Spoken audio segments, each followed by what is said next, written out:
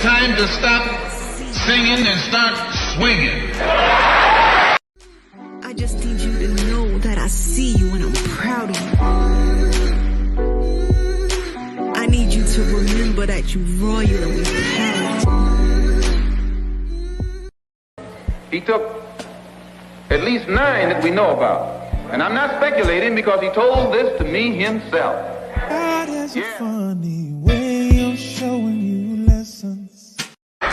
Today it's time to stop singing and start swinging. I just need you to know that I see you and I'm proud of you. I need you to remember that you royal and we proud. He took at least 9 that we know about. And I'm not speculating because he told this to me himself. God has a funny way of showing you lessons. Today it's time to stop singing and start swinging. I just need you to know that I see you and I'm proud of you.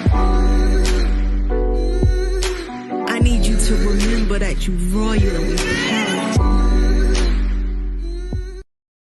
He took at least 9 that we know about. And I'm not speculating because he told this to me himself. God has a funny way of showing you lessons. Today it's time to stop singing and start swinging. I just need you to know that I see you and I'm proud of you. I need you to remember that you royal and we proud.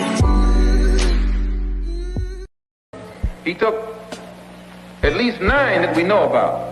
And I'm not speculating because he told this to me himself. God has a funny way of showing you lessons. Today it's time to stop singing and start swinging. I just need you to know that I see you and I'm proud of you. I need you to remember that you royal and we proud. He took at least 9 that we know about. And I'm not speculating because he told this to me himself. God has a funny way of showing you lessons. Today it's time to stop singing and start swinging. I just need you to know that I see you and I'm proud of you. I need you to remember that you royal and we proud. He took at least 9 that we know about. And I'm not speculating because he told this to me himself. God has a funny way of showing you lessons. Today it's time to stop singing and start swinging. I just need you to know that I see you and I'm proud of you. I need you to remember that you royal and we proud. He took at least 9 that we know about. And I'm not speculating because he told this to me himself. God has a funny way of showing you lessons. Today it's time to stop singing and start swinging. I just need you to know that I see you and I'm proud of you. I need you to remember that you royal and we proud. He took at least 9 that we know about. And I'm not speculating because he told this to me himself. God has a funny way of showing you lessons. Today it's time to stop singing and start swinging. I just need you to know that I see you and I'm proud of you. I need you to remember that you royal and we proud. Barbershop Conversations, man. What it do? What it do? Tonight should be a lively conversation. JP, JQ, what it do? What it do? Keno, Dana, big homie Coop, man. Appreciate y'all coming here early, man. Yeah, this definitely should be a lively conversation, man. And man, they going for the home run. Wow. Good job. Good job. Cleveland on the move, man. Cleveland on the move, man. Yeah, here we come. Yeah. Fred gonna bash another black man. Yeah, because that's all I care about. You care about the white man. See how you tell on yourself all the time? You care about the white man and what he do. You know why? Because you're getting checks from him. You know why? Because he tells you when you could take your vacation. You know why?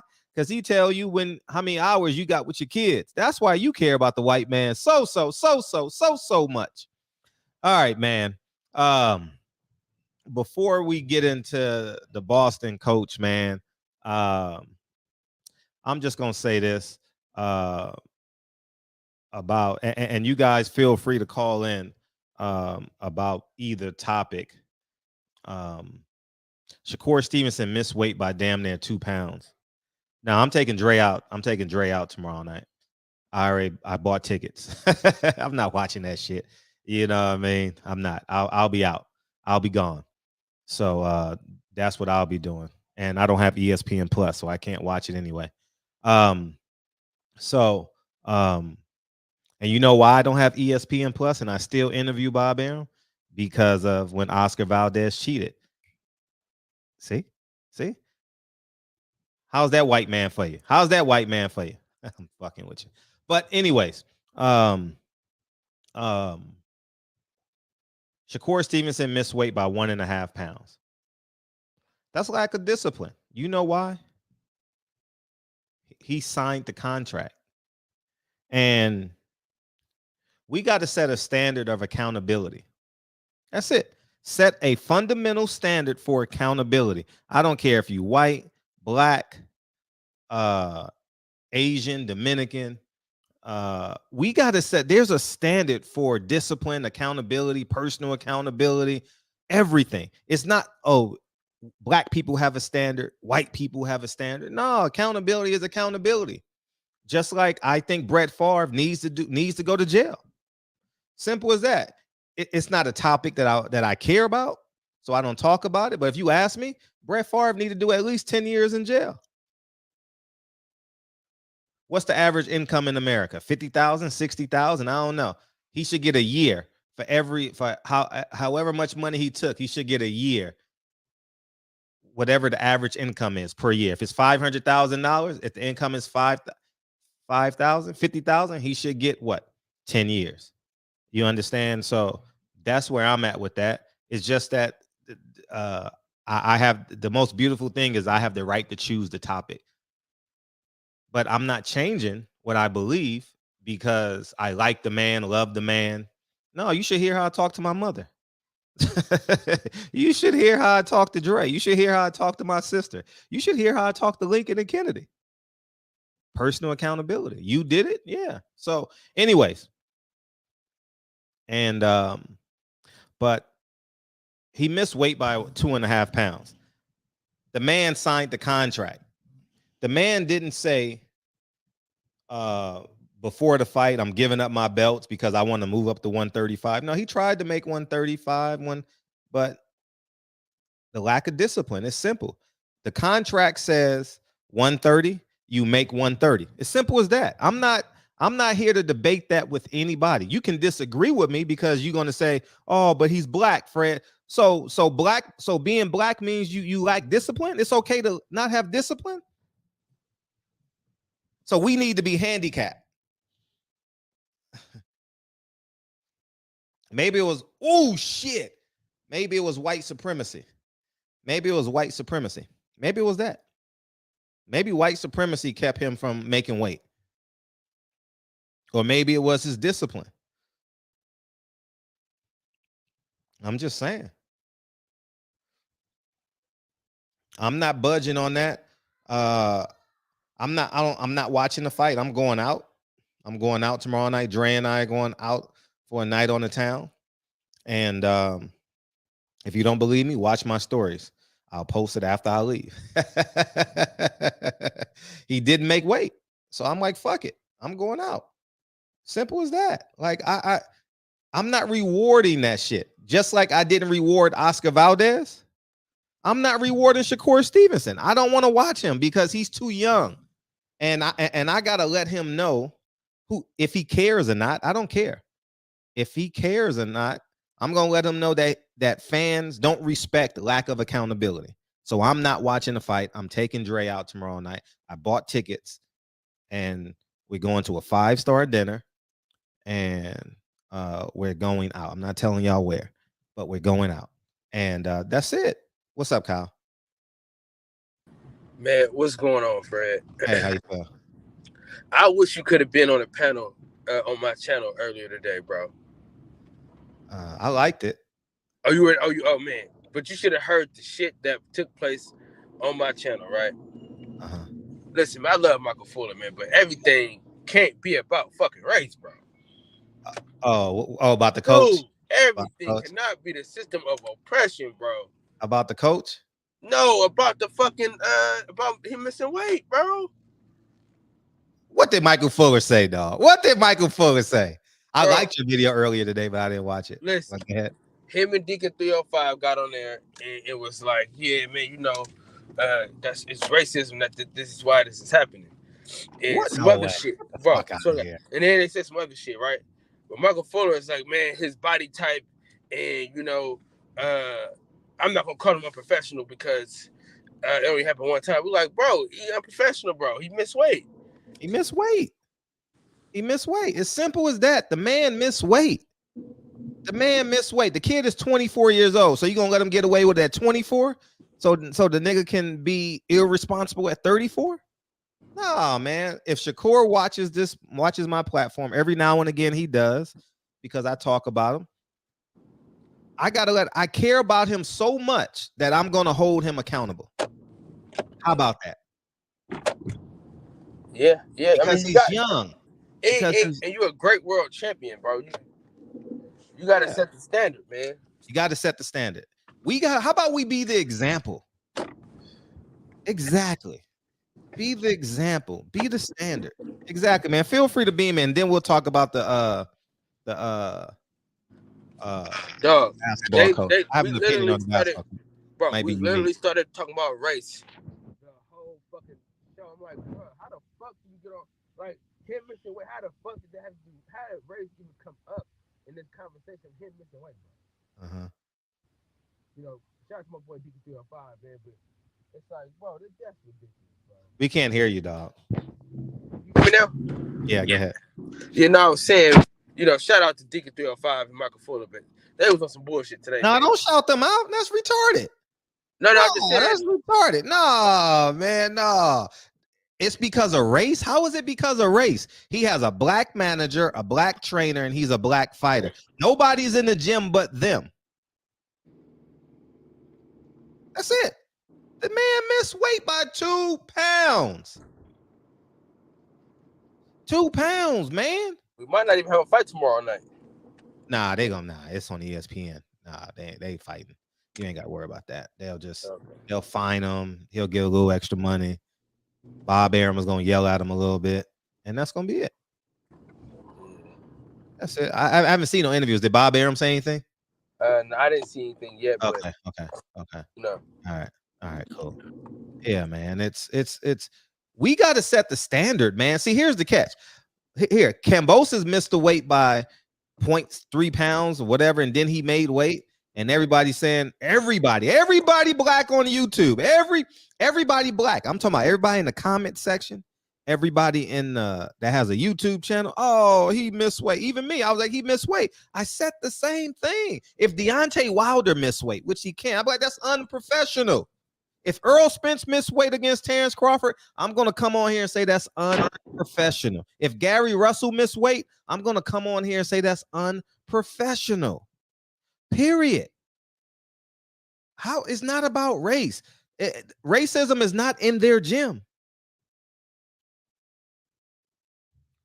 Racism is not in their gym. No, but it's the system. Oh, it's the system. Oh, it's his heavy bag. It's his. He should have ran 20 more miles. He shouldn't have ate that Mexican food. He started the weight cut too late. You know what I mean? So, I mean, if you miss weight and you're a part of my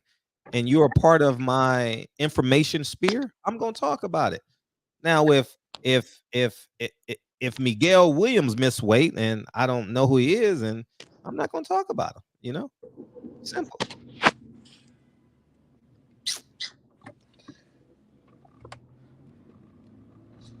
Yeah, man. Yeah, this ain't about race. Neither one of these guys is about race. Hell no. Nah, not even close. It's not about race. The man just is not accountable. And I'm gonna post tomorrow when Dre and I leave. I'm gonna post and I'm gonna say the reason why I went here is because I didn't watch the fight, is because Shakur Stevenson missed weight. And we got to set the standard. We got to set the standard, man. I'll watch the highlights on Instagram when it's on my feed. I don't know who Miguel Williams. I was trying to say either you're black or Mexican when I said Miguel Williams. Yeah, but yeah, that's what I was trying to. Yeah. So, way, man. So, man, how about we be the example, man? I don't come on here talking about Bloods and Crips and shooting people, and I've never pretended to be tougher than anybody. I've never pretended to be any tougher than anybody in the world. I even said, y'all laughed at me for 2 days. I said the last time I felt gangster was when the first time I heard that 50 Cent album. That's the last time. When I heard Many Men, that shit went hard. I was like, damn. And then the record went off and I was back to Cornball Frederick. That's it. What's up, Kane? What's up, Kane? What's going on, brother? Hey, what you got? No, I'm just disappointed in Shakur, man. Yeah. I could just see that I didn't know if he missed weight. It looked like it was about to be an Oscar Valdez situation with the way the announcer said it. He just said it so casual. Yeah, he did. He's like 131. I'm like, isn't it 130? I'm like, Benavidez lost his belt. So I'm in my head. I'm like, he missed weight. I'm like, it looks all normal. Like nothing happened. Right. And I'm like in the comments, I'm checking, like, did he miss weight? And they're like, he missed weight. And then I was looking on Twitter and they said he had the 2 hours. I was like, it looked like he didn't want to do the 2 hours. No, he just going up to 135 and he's gonna fuck up his greatness. He literally fucked it. Honestly, I'm a fan of him, so it taints him up a little bit, but in our reality, no one was watching it in our reality. But who was watching it though is what kind of disappointed me was the guys on the undercard. Guys like Davis, Carrington, Tucker, like all these guys look up to Shakur. I was just about to talk about that. His whole undercard is young black men who he's supposed to inspire, and the man misses weight. Simple as that. I was going to talk about that. I'm glad. Go ahead. Oh, and they also said that something happened in the back with I don't know if Kyle was there, but they said something happened in the back where that's why there was a big delay. I guess someone on the undercard was trying to cause a scene there or something. Oh, Kyle, you out there? Nah, man. Oh. I had to work, man. I had to pay these bills, man. Okay. You know, boxing is cool and everything, but I got to pay these bills, man. All right, cool. Yeah, man. I'm disappointed in the kid, man. You know what I mean? And it's lack of discipline, man. Lack of discipline. How about if I'm just sad because I would never. I don't think I'd ever expect Devin Haney to miss weight. No, and that's the one thing. That's the one thing we can say about Devin. You'll never see him with a blunt in his hand. You'll never see him.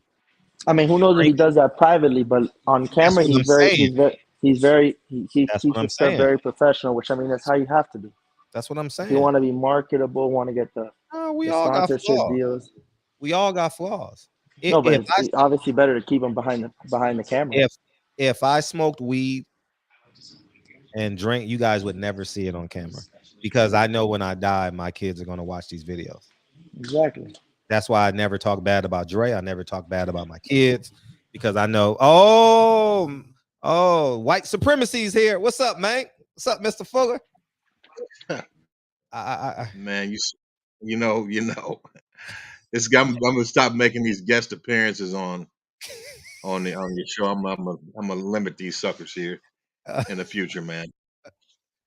All right, go ahead, man. You say it's racism. No, I actually didn't bring that up. Oh, okay, gotcha. That was someone else that brought that up. But I did comment on some things that that Mex said in regards to race and my opinion about some of his general statements. Oh, okay. On Kyle's show earlier, I can't do that anymore. That's the last time I do that.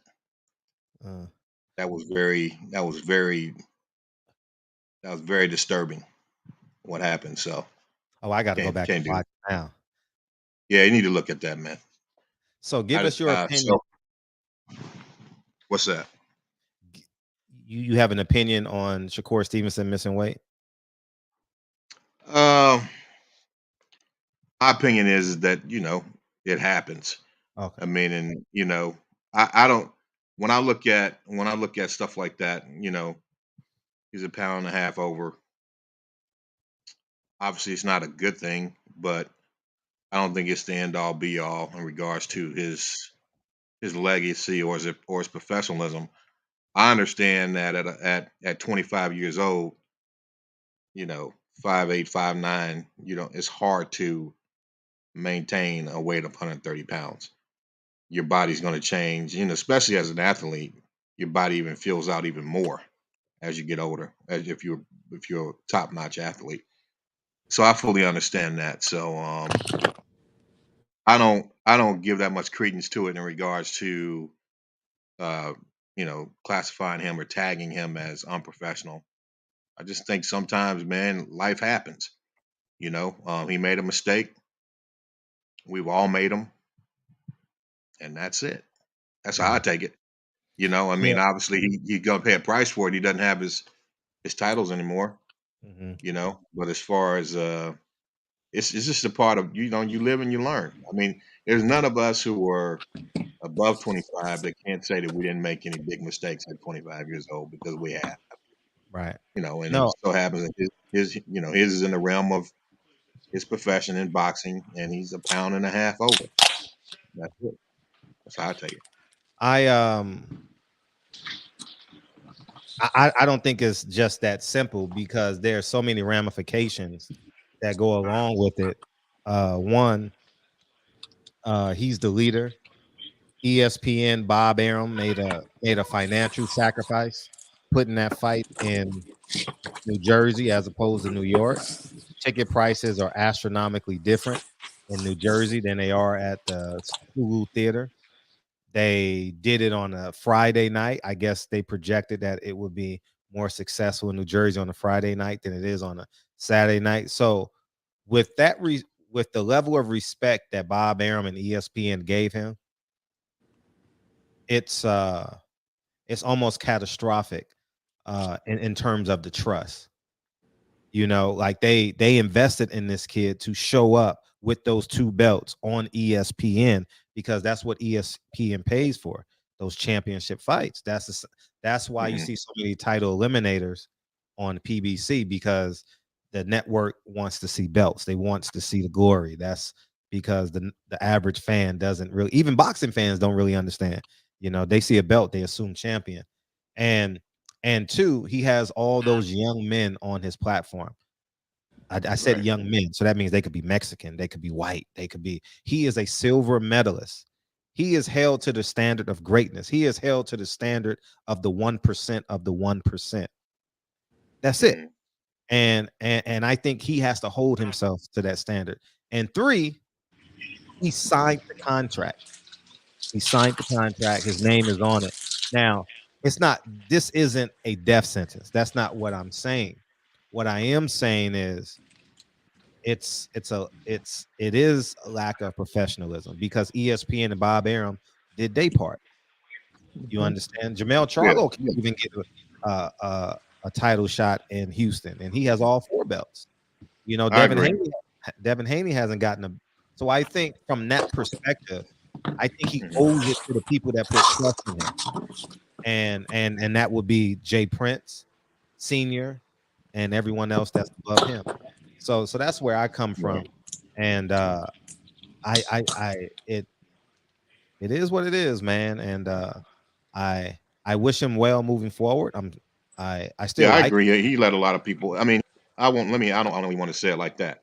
I would say his 1.5 pounds let a lot of people down, and so I understand that. But then I also know that when you're in the minute details of the sport of boxing, then that means the world and then some.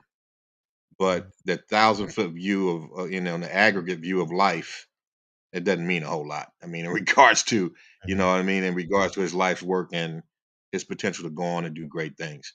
For me, it's like, okay, I don't know, just like I said before, 25 years old, he yeah. 25 years old, I mean, I can understand, as a 25-year-old African American male in the United States. I mean, and you look at his beginnings, man. He comes from humble beginnings. He's got a lot of responsibility that's riding on his shoulders. You mentioned all the people who are looking up to him, just under his camp or on his undercard, and then he's taking care of his whole family. That's riding on his shoulders. He has new wife or fiance, baby, another son. He's got a lot of responsibilities, and he's doing a really good job, in my opinion, of handling what I've seen in his specials and things like that. So, given those pressures, and I know a lot of people don't want to hear this, they don't agree with it and all that kind of stuff. But when it's all said and done, the pressures that young black men have growing up in this society, in this world, are different. They're different, and in my opinion, they're much more challenging because you're always expected. The worst is always expected of you. And whether we want to admit that or not, that's the reality. But that's why he needed to make the weight. And so, okay, let him finish. And so what I'm saying is that I think that he's got those pressures going home, fighting in front of his home crowd, seeing all the people he grew up with, family members. He may have had one too many home cooked meals. And for me, bad choice because he had other things riding on it. But I'm not so elevated in my thinking and in my perception of myself that I can't empathize with him. You understand? Yeah. Yes. I'm not so elevated in my thinking and in my perception of myself and not being in touch with my inabilities and my faults and imperfections that I am unable to empathize with the mistake that he made. Yeah, I can not give this man a death sentence for the mistakes he made, but I think your perspective handicaps black men because everything that you said, it was a choice. He wanted to fight back home. He willfully had a child. You got to stick your penis into a woman to have a child. He willfully decided to take care of his family. He doesn't have to take care of all 10 of them. They're grown. The kid made weight in the silver medal round. He made weight as a 19-year-old in the silver medal round because you know why? He valued it.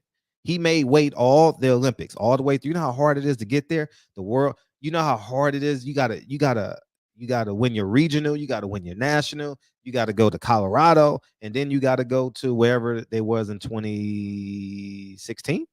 Maybe it was Tokyo. I don't know. But the point I'm saying is the accountability. We have to hold him accountable because there's a lot of people that want to respond because he has to know that there's a standard. It's like me. I'm educated, right? According to the American standard, I am a highly educated man. Imagine if I came on here wearing a blue rag and what's up, nigga? What's up? I mean, I do say it, but although it's not in the context of a street person, you understand? Like there's a standard that I think that we must have. And in order for us to wake up one day and say, there's no such thing as systemic oppression. There's no such thing as somebody foot on our neck, we have to be great at being human beings. And I think that he's not being great. And it's not that I'm disappointed. I'm going to reward his behavior. I'm not watching it. I'm not. I'm going to reward. If Deontay Wilder if Earl Spence misses weight against Terrence Crawford, yeah, the people can still stay at my house because they came to watch a fight. I'm not watching the fight. I'm going to post it. And me and Earl are friends, but I'm saying, no. I'm not watching this fight. And if I didn't care, I would watch the fight. But I want Shakur Stevenson to look at me and see a man. I want him to. Every time he talks to me, whenever that happens, it may never happen again because I'm not inspired to cover boxing in the physical form. But when he sees me, I want to resemble a level of integrity, accountability, and when he sees me, he's like, man, he's a man. It's not that I could beat him up, but I want him to understand that there is a standard of excellence. There's a baseline that a man, when a man gives his word for $2 million, this is a $2 million. He signed his name and getting $2 million. What's so hard? I mean, they sacrificed. Do you think ESPN wants to go to Newark and fight at that Prudential Center? I hear everything you're saying in regards to him being wrong and not making weight. I understand that, but and I understand the fact that he's let people down. He's and the network. It's not, the results of that are not good. But I'm just from a 1,000-foot view. I'm looking at, okay, what really is this trespass? If we define as trespass in quantitative terms, you look at, a pound is like a 16-ounce glass of water. You know what I mean? No, that's you know what that is? No, it's not. That's, what that 2 pounds is from? 8 weeks ago, 6 weeks ago. Yeah. But I'm saying that. But if you want to qualify that or quantify that, yes. That's if you want to quantify it, that's a 16-ounce glass of water.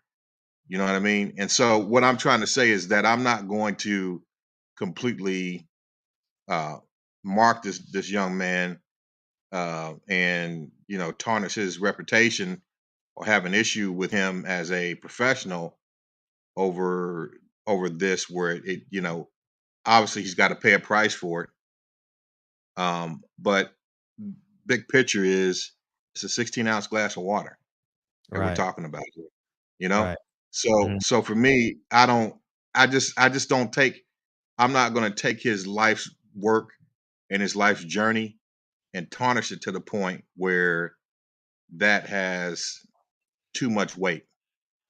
And so, no pun intended. There is a blemish though. Like, I'm a huge Shakur Stevenson fan. Hang in there, guys in the back. I got y'all coming in next. Go ahead, Kyle. I got plenty of. I've been to plenty of Shakur Stevenson fights. He was one of my first interviews, so I have a level of respect for him, right? But I also hold him to a higher standard than I hold everyone else. Then, when you think about the greatest fighters of all time, they didn't miss weight. When you think about the Floyds and all that, you never heard of him missing weight. You never heard of Andre Ward missing weight. You know what I'm saying? The point that I'm making, the guys that have this fine measuring stick, this fine measuring standard for this guy who's been an Olympian, and he's achieved great things. I mean, and if you're just an average individual that really haven't achieved anything in your life, what type of right? See, you let him off the hook. You let him off the hook, man. I'm just saying. I mean, you know what I mean? You can't let him off the hook, though. Half of the people that are using the measures that they're using to critique him and his greatness, half of them, I would say more than half of them, I would say 90% of the people who hold him to that pristine standard like that and critique him to that level of greatness haven't done shit in their lives. Excuse my French, right? That's notable or worth thinking about. So, you know, I just get sick of guys sitting back, Monday morning quarterbacking these guys, and you know, wanting to basically throw everything that they've done in the garbage and tarnish their reputation over a 16-ounce glass of water. And so for me, it's not a good thing. No, it's not a good thing. He made a mistake, but who hasn't? You understand? Just learn from the mistake. Learn from it. Learn from it and try to make sure that you don't make the same mistake twice. And I think, you know, people that don't make mistakes are simply people who don't try to really achieve anything worth achieving. And but those who actually go out and jump, right, take the chance, you're gonna fail sometime. You're not gonna have success every single time you go out and try to do something. I think that him missing weight is a part of his greatness. Him missing weight is a part of achieving his greatness. Yeah, it is. You know why? It's not when he's done it when he's made weight so many other times. You know what? When Einstein was when he was a young person, they thought he was mentally retarded. Right? Okay. What does that have to do with capacity in China, though, Mike? My point is that when you have failure in life, it's not that you failed. That's not the problem. That's not the problem. The problem is, or the potential problem is, how you respond to that failure. Because I will say that if I hadn't have failed academically at certain points in my life, then there's no way that I would have accomplished all the things that I've accomplished in the realm of academia. There's no way. But that's holding yourself accountable to your failure. That's holding yourself accountable. Exactly. And that's what I'm saying. I'm saying that, you know, you can't just that failure is part of his greatness. If he responds to it correctly and lives his life from him. I just think that the big scheme of things, he disappointed people. Wasn't the right thing to happen. But it's a 16-ounce glass of water. But he didn't even try to lose that 16-ounce glass of water, though. That's the problem. Yeah. I'm gonna say this while I'm talking to you, though, Kyle.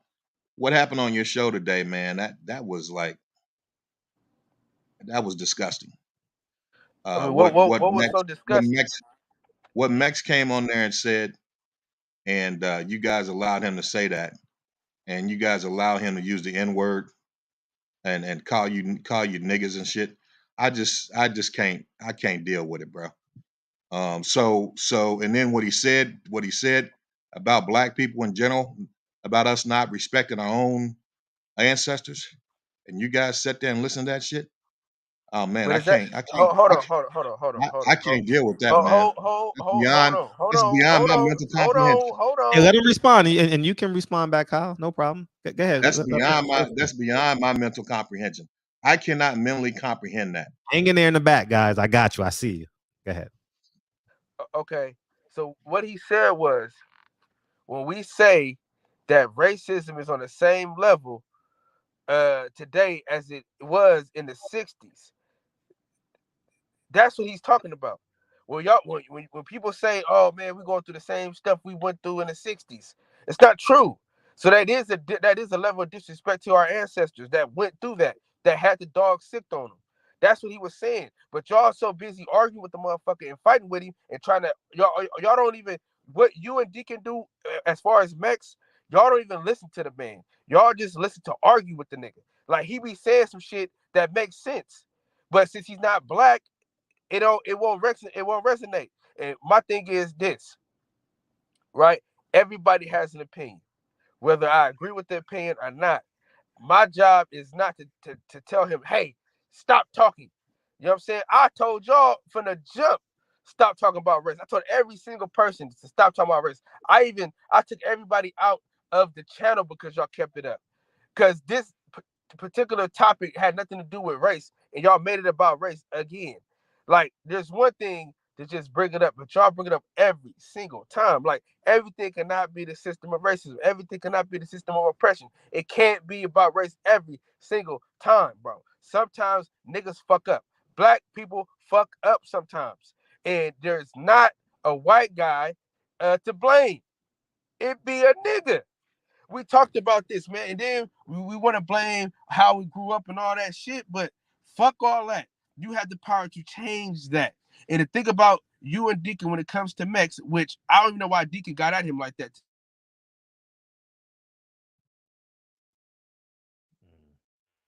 Kyle, I guess he's in a bad area. All right, let me bring in Sal. I've never seen you, Sal. I'm gonna take a chance. Sal. Hey, can you hear me? Okay. I'm sorry, go ahead. Hang in there, guys. I got y'all coming. Thank y'all for waiting in the back. But go ahead. Can you hear me, Fred? Yeah, very well. Okay, so listen. The thing about Deacon went off on Mex for no reason. The last time we all was on the same panel, all was supposed to be forgiven, right? But he accused me of bringing Mex on to be an agitator when Mex comes on that show at 10 o'clock every day. So he made it seem like I conjured up Mex to come on the show and antagonize him, which I did not. So he thought Mex was coming on to antagonize him, and Mex did not come to antagonize him. And then that's when the race shit came back up again. So yeah, actually, Deacon actually initiated that. And here's the thing, man. We know that. I mean, he initiated, but here's the thing. What I'm saying is that. Hold on, and then you jumped on the coattail with Deacon. So of course you can't get mad at a person that reacts to some shit that happened to them. So what I told Mex and what I meant and what I was saying is, and I've never said that it's exactly the same as the 60s. So I don't know what you guys are talking about. I've always said that the things that we have experienced throughout the years have morphed and transitioned. It's the same spirit, but the way that it materializes in the physical realm is much different. But the same spirit is around. That's what I talk about. For instance, it was dogs and fire hoses and cops, beating people and lynchings and so forth. But that still happens today. But a big portion of the oppressive system is that's today. The problem. That's the problem we have. There's something. It don't something happen different. like that. It don't happen on that clip. It does not happen on that clip like that, bro. Like that's what I'm saying, bro. Like how many black men are locked up in jail right now? Black people are more of black people problem than white people are right now. White people are not the problem at this particular point of our lives, bro. It's us. Yeah, black people have serious issues, but I'm saying that there's systems in place right now, system of mass incarceration. Right? Okay, it's a lot of it's very different. This is what I'm saying, bro. It's very difficult to explain. That's what I'm saying. That's a choice, though, bro. I grew up in the inner city. I did too. Okay, you went to college. I did too. Right? You went to college, right? You ain't locked up in the penitentiary. Fred ain't locked up in the penitentiary. I'm not locked up. Hold on. My only brother spent half his life in prison and died in the streets. Okay? So, I mean, so what you talking about? How are you blaming the white man for that? How is the white man held accountable for that? Hey, you know what? What I'm going to say, man, is, and I'm going to say this so you can hear it too, Fred. When I come on here, because of my background, the things that I grew up with as a child, growing up in the ghetto, and the things that I saw growing up, and the things that I've seen, not only in America, but across the world, on how people are treated, the inequities that I've seen, and the things that I've done, education I have, things that I've accomplished. When I come on here, most of the time, I do that because I want to help those who I know have not seen or understand some of the things that I understand. But I guess I'm coming too much because my voice is becoming dull. And these cats don't really take the time out to try to understand that maybe I may know something that they may not know. But if you ever think I don't, Google me. I got plenty of published research online, and then you'll know that I know things that you have no fucking clue about. All right, Mike, that's not the problem. I'm leave it at that. The problem.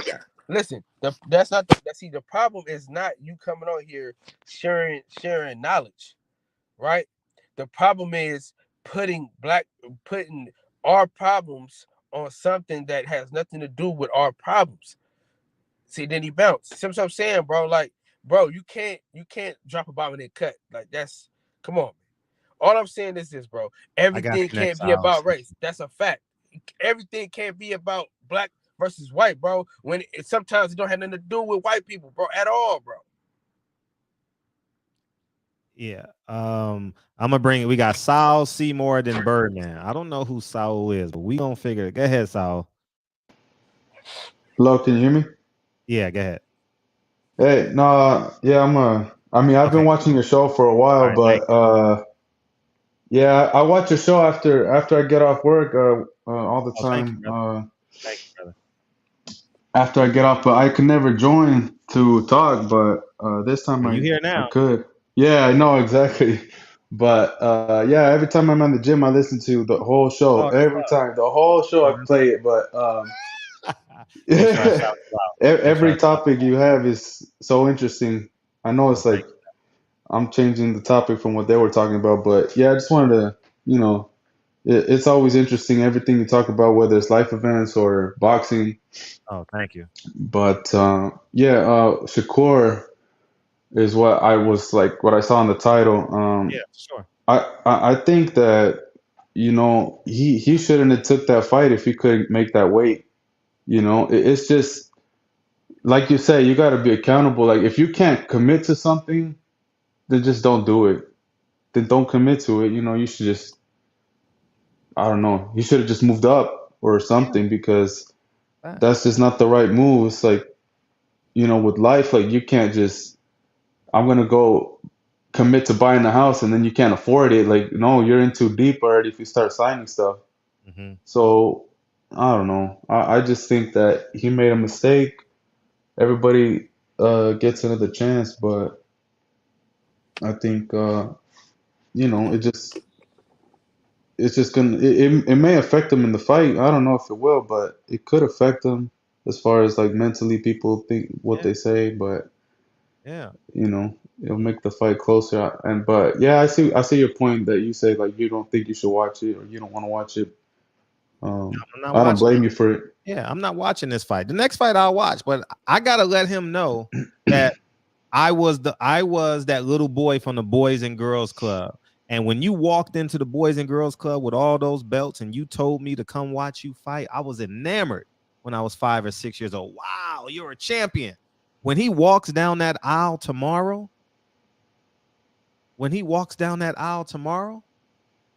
he's not gonna have those belts. Kids are like, where the belts at? Exactly. You can't have it both ways.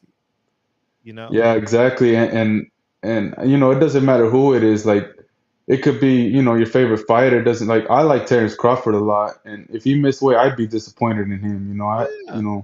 I would be like, wow, like come on, like this is your life. You gotta make the weight. Right. So it's just I like Shakur, but it's just it's kind of sucks that he didn't devote all the time that was needed to make that weight.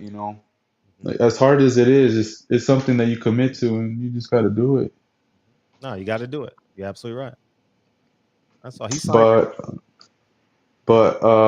yeah, I just wanted to call in real quick. That's love, man. I appreciate it's always interesting listening to everything you talk about. That's love.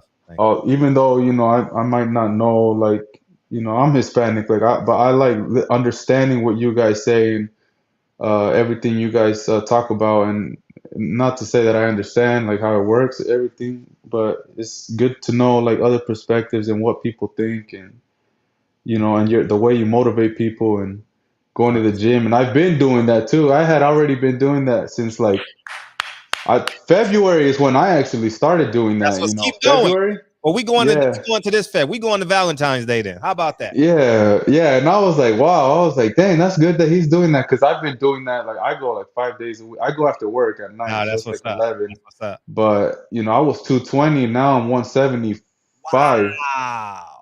Yeah, 220 to 175, and I feel like I think I got like maybe like a little less than 10 pounds, and then I'll be. I'll get that six pack too, so I'll be right there. So, it feels good though. It actually does change your mindset. It does make you more motivated, man, to want to do more. Right.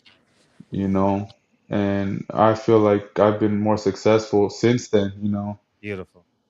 Yeah, it's great, but I hope everyone else can do that too, just as you've been telling everyone else to do it. But everyone have a good night. All right. Appreciate you, Sal. Come back. I'll call in one day. I'll call in one day whenever I have time at work. Appreciate you. Thank you, dog. All right, thanks. All right, peace. Hey, what's up, Seymour? Birdman and Blu-ray. I got y'all, dog.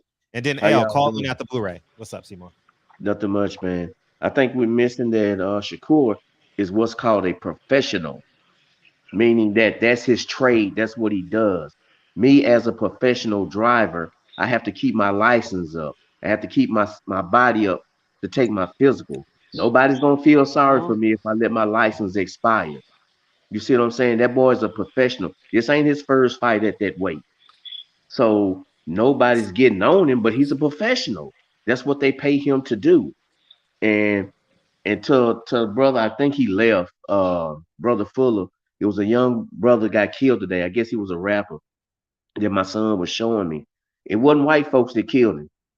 It was some old black folks that killed him. And they messed him up pretty bad to the point that I asked my son, well, how long had he been dead? He looked like his body was decomposing as bad as they shot him up.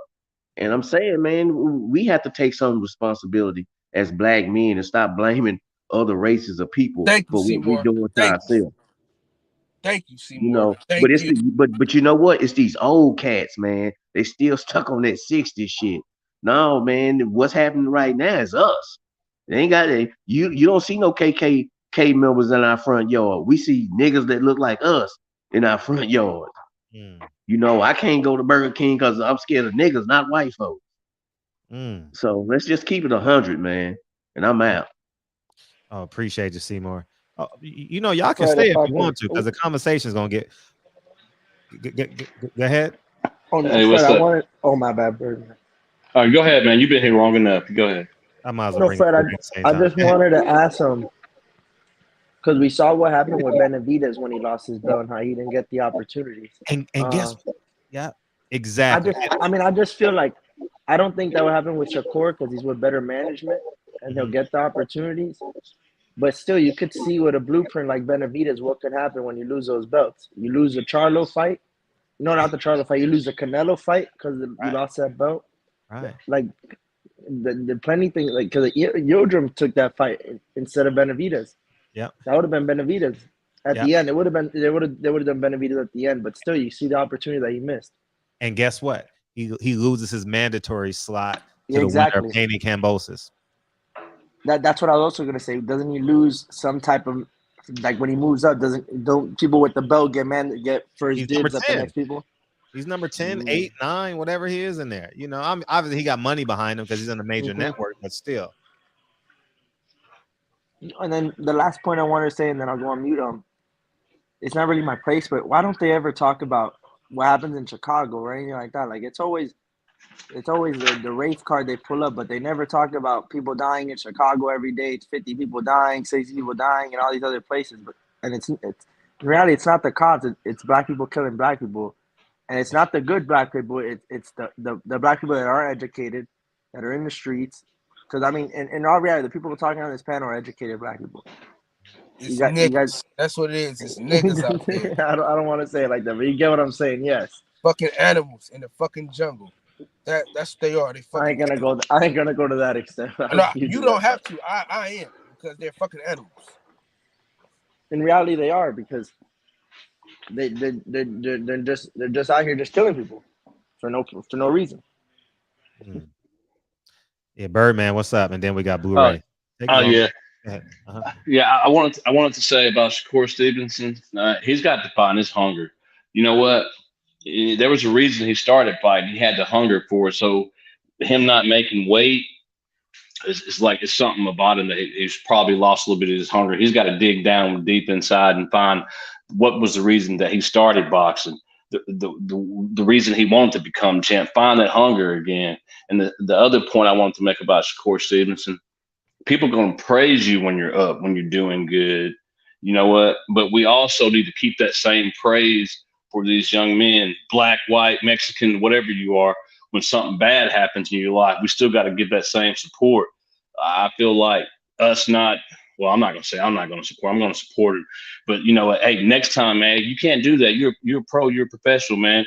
Next time, man, make that weight, not just like not watch the fight or anything like that. We got to show him the same support we do when he's winning and when he's losing. But we got to let him know that you let us down a little bit, man. We were counting on you because we know you're the next best thing. And another thing, it's off the subject about like us as Black people. You know, when we bicker, we fight, we argue, like even on the internet, the world's watching.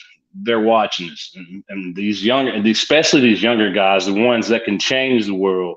That's just make good examples so they can have something to go tell their friends, or good examples so they can lead by example.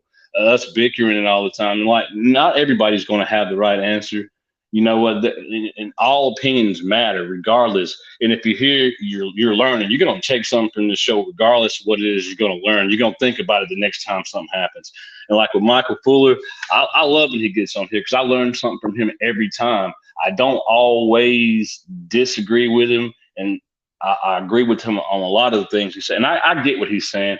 He said just because I think he's trying to say just because the so-called suppressor or the guy who's over us got their foot on our necks all the time, just because they're not showing their face doesn't mean that whatever they did in the past doesn't still affect us to this day.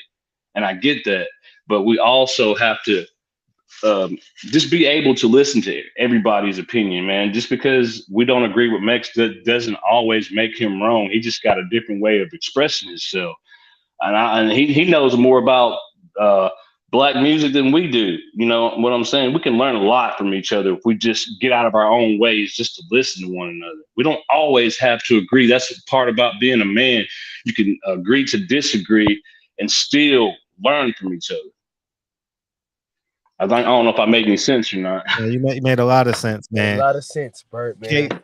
KB says he wanted me to play this. I got They this. say it's the white man I should fear, but it's my own kind doing all the killing here. Hey, I never leave my house thinking a white man is going to do anything to me. It's my own kind that concerns me to stay strapped every goddamn day. Blu-ray, what's up? Hey, I gotta say something. What's up, Blu-ray? What's up, Kyle? But a nigga in the chat gonna say, you killed people. You killed people in the process. Why we gotta kill any goddamn body? Whether you know what I mean, why the fuck we gotta kill anybody? That's not true. Basketball players don't kill basketball players. I'm just saying, like, but I'm saying doctors and nurses don't kill each other. They spend 8 hours a day. Teachers don't kill teachers. Students don't kill students at the rate that they do. College students don't kill college students. That's not in this. Proximity is not the excuse. Facts. Proximity is not the excuse, man. No, it's not the excuse, man. You can go anywhere. Politicians don't kill politicians. Football players don't kill football players. I'm watching Thursday Night Football. You know, Pittsburgh Steelers fans don't kill Pittsburgh Steelers fans. Raider fans don't kill Raider fans at the rate maybe they have in the past, but at the rate. I was gonna say, yeah, you know. But what I'm saying, Dodger fans don't kill Dodger fans. It's not the norm, is what Fred is saying. Yeah. Dodgers play 81 times a year. 81 times a year. I've only seen one drastic thing, and that was when in my lifetime when they beat up that Giants fan. Y'all probably don't know because y'all don't get our local news, but yeah, but he was a Giants fan though, Fred. He wasn't a Dodgers fan. Yeah, and he and they beat him into a coma. So it's a mindset, man. It's a mindset. You wake up in the morning, I'm about to rob this nigga driving a Tesla. I'm about to rob this nigga. Oh, this nigga. Oh, I heard him talk to the cash register. He ain't from here. Oh yeah, we're gonna get him when he come out the store. Oh, he a lick. You know, but anyways, what's up, Blu-ray? Nah, man, you know I can hear you talk the conservative talk all day. It's God's law. You know it's side street I'm on. Yeah, it's God's law. It's not. It's just simple. God's law. Simplicity. Hey, Trump 2024. I'm not sure if I'm voting for Trump, but I'm definitely even a conservative. He's the best option. I don't care what you say. KB. Yeah, y'all woke KB up now. Hey, anybody want to debate it? Let's go. But listen, I'm gonna just say I got a good friend of mine that he bees in Shakur's camp, and he been trying to get me. He been putting a bug in Shakur's ear for a minute and trying to get me to link up and train him. And I told him I train Shakur. I don't have an issue with training him, you know, and because training with me, it's impossible to miss weight. You know what I'm saying? Right. And it's just all, Fred, you got history training, man. It's just all just the numbers, man. You dial in the numbers when it comes to your diet. You just weigh all your food, make sure you're eating what you're supposed to eat, train, burn a certain amount of burn more calories than your intake, man. It's not hard, bro. It's so simple to lose a certain amount of weight. You know what I'm saying? Now it is harder if you kind of blow up, and not stay in some type of shape during the off season or during when you don't have a fight. That's why I believe, me personally, I'm 41 years old. I stay in shape year round. So if I can do it at 41 years old, then surely a 20-some-year-old young man should be able to, and that's a professional athlete, that's a professional, should be able to stay in shape year round, even when they don't have a fight. So it's just a lack of discipline, if you want to be transparent. And to me, there's no excuse, there's no reason for a professional fighter, professional anything, to not know the rules and be able to step up to the plate when it's time for them to step up to the plate. So, there's no reason, there's no excuse. I'm disappointed myself.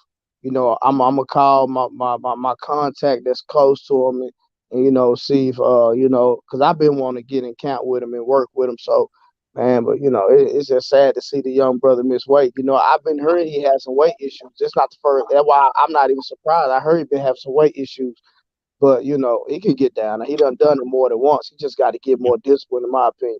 Right, definitely. We got KB want to come in. We got L after that. What's up? Yeah, KB. I woke him up, man. We woke you up today, man. Congratulations. I know, right? Dog. Big deal. That's big time. Yo, Fred. Oh yeah, thank you, man. Appreciate it. Hey, but Fred. Yes. Let me hear Tupac one more time. And they say it's the white man I should fear, but it's my own kind doing all the killing. Wait, I got one even better for the niggas that hate me. Person want to continue to blame the white man. Learn what you're supposed to learn. You come out of wherever you've been with a determination to become your own master. That's facts. Hey, Fred. Yes. Mr. Kevin Barr was on the show at the time all this shit took place. Oh, and he would tell you, Mex, for the first time in the history of Mex, he was not the problem this time. No, he wasn't. He really wasn't. Deacon got on there starting that bullshit, but no, it's fine. Deacon gonna be Deacon. You know what I mean? He has that Trump speech. Yeah. I mean that stump speech, not the Trump speach. What's up, KB? But I was gonna say, so I live in Oklahoma, right? And there are certain cities in Oklahoma where there are white people, and these are some of like the worst conditions that you will probably ever see. Yo, if y'all ever Google Bethany, Oklahoma, yo, it's the most rundown shit that you would ever see, right? And it's nothing but white people over there. And there is absolutely no crime. Like there may be some kind of like petty theft or like some bullshit, like, but there is like little to no crime there. But whenever you go into the black neighborhoods, it's all fucked up. Niggas getting shot, motherfucker getting stabbed and shit. A nigga had robbed the Walgreens right down the street from my mama house, right? And this had happened today. Now my mama, she is scared to go back to the damn Walgreens. And they had robbed the Walgreens in broad daylight. At 3 o'clock in the fucking afternoon, two niggas had ran in there with some guns and had robbed the Walgreens. Customers in there and everything. Had everybody get on the fucking ground. Bro, shit is just fucked up, man. It's fucked up. Man. We got what's up, Al? Hey, how you feeling, brother? Feeling good, man. What you got? How everybody doing, man? Salute, Al. Good. Great to see you.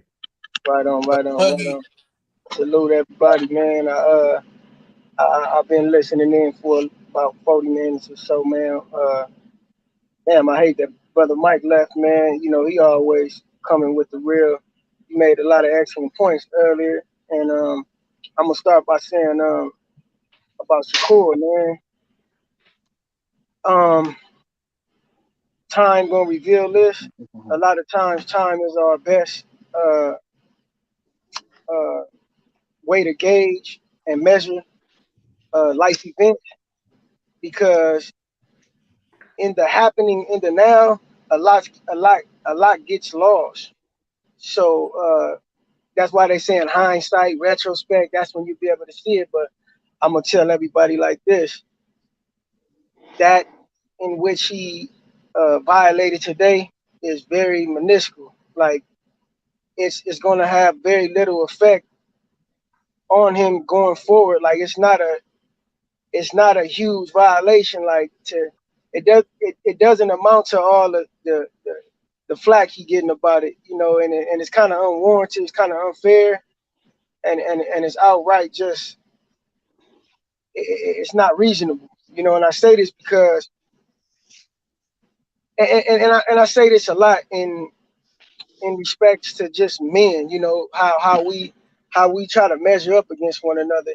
It's a such thing as having, you know, competition. It's good for the pride, it's good for the soul, but like a lot of times we want to just injure each other, you know, by way of just putting each other down or just finding fault. Like I tell people, man, if you want to find fault with me, I'll give it to you. I'll lay it out. How many faults you want? You want 100?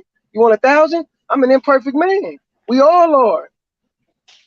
But if you really want to try to convict him, okay, let's line up his accomplishments versus his woes, and let's see how that measures. The brother is highly accomplished. Like we saying he made weight 1,000 other times. He missed weight one time. Y'all gonna shoot him? Everybody gonna shoot him for that? Round table. Can I interject real quick? So you mean to tell me if you're an investor and you put all your money behind somebody and there's an expectation that individual is supposed to meet and you're putting your money behind them, you don't expect that person to meet your requirement and you're putting them millions of dollars? Make it make sense. Okay, no. So you tripping, bro. You tripping. You back talking crazy like you did when you was talking about Terrence Crawford. Here you go again. All right, listen. In order for you to make such a claim, you have to first allow me to make all points. I see everything. I look at everything in proper respect. Round table. I respect what you're saying, but you're making you trying to make it seem like we're pointing out a fault, and it's not about a fault. No, it's not. Listen, when you hold on, listen. When you're a business owner, and I'm saying this respectfully, when you're a business owner, when you're talking about money, we're not. It's not about blaming nobody. It's not about fault. It's about business. Let me. Okay, I agree, and I'm gonna say this again, and remember this going forward, because this is how I lead. Just because I'm not in union with what you say doesn't mean I'm in direct opposition to what you say. Let me repeat that again. Just because I'm not in union with what you say or how you feel, your opinion, doesn't mean I'm in direct opposition. A lot of times I'm gonna see it your way too. But again, me personally, I like to judge how I like to be judged. And for one, it's not even a judgment because I have no right to judge another man. Now, especially when it's things like this. Like, I'm not going. We're not judging him. We're holding him to the standard. We're holding him to that we're not judging him. But look, okay, look, I'm gonna say like this. I got y'all next. He missed weight by 1.6 pounds or whatever, right? I'm gonna tell you like this: it may have been in his best interest. You don't know. We don't know what was talked about in this camp. Yes, it looks unprofessional from a business standpoint, like Blue Wave was saying. I understand that, but we really don't know how his body is feeling. Maybe his camp, they may have had an agreement like, look, we moving up to 135 anyways. They could have had a meeting, but we don't know all the specifics. I'm not excusing the fact that he should have made the weight because that comes with the territory. You're you're a tried and true professional. This is the sport. But this is gonna be very minuscule, and it's gonna affect him very little going forward. Like the big picture, like looking at the big picture, this is not gonna have that much of an effect, because this versus the Shakur Stevenson that he always is very little. Like this is, I always say like this, and I used to say this to women a lot. I'm a 99-1 nigga. Most people like 199 niggas, and I'm gonna give you I'm gonna break down what that means. In this world, as human beings, this is what people like to do. If they see a brother that's so good or a person that's so good, they just can't believe that he's so awesome. Why? Because a lot of times they're not awesome. It comes with jealousy, envy, and you just not amounting to that person. Like it's like rivalries, you know. So they waiting for him to do one fucking thing, and then they hang him. Now this is what most people like. They like to praise 199 niggas. A nigga can be a fuck up. He could do 99 things wrong. The moment he do one thing, I knew he was good. I knew he. Oh, baby. Just like your mom, I knew he was good. Man, the niggas are 99% failure. He's a fuck up. Yeah, that's good he did one thing, but nigga, you still got 99 things that you doing wrong. We're talking Get about that this shit example. together. We're talking. See, this is why we gotta. So hold on. Let's talk about it. Topic. Stay. Okay, let's talk about his sample size. What has Shakur done in the boxing world in comparison to this one mistake that he made? Line it up, measure it up with his successes. Hey, LT, you got to think about it. Weight is the most important thing, and to me in boxing, when you come in to face another man, is for that other man's safety, and that's the other thing you got to get right. That's the only thing you really got to get right. Lose a fight or not, you still got to get that weight right. I got a good example. Chavez Jr. We were on him the same way, and what happened? He kept doing the same old thing. Where is he now? We don't want that to happen to Shakur. Oh no, I don't think it is. I believe like this.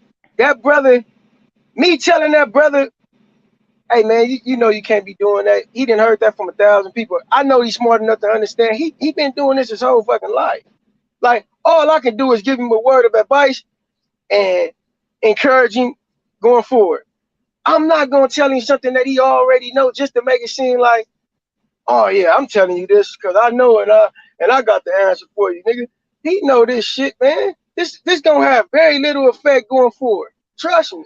I think it'll have a lot of effect on him going forward, because it's the motivation of the criticism that we're giving him. Hopefully, it should push him, or it should push him out.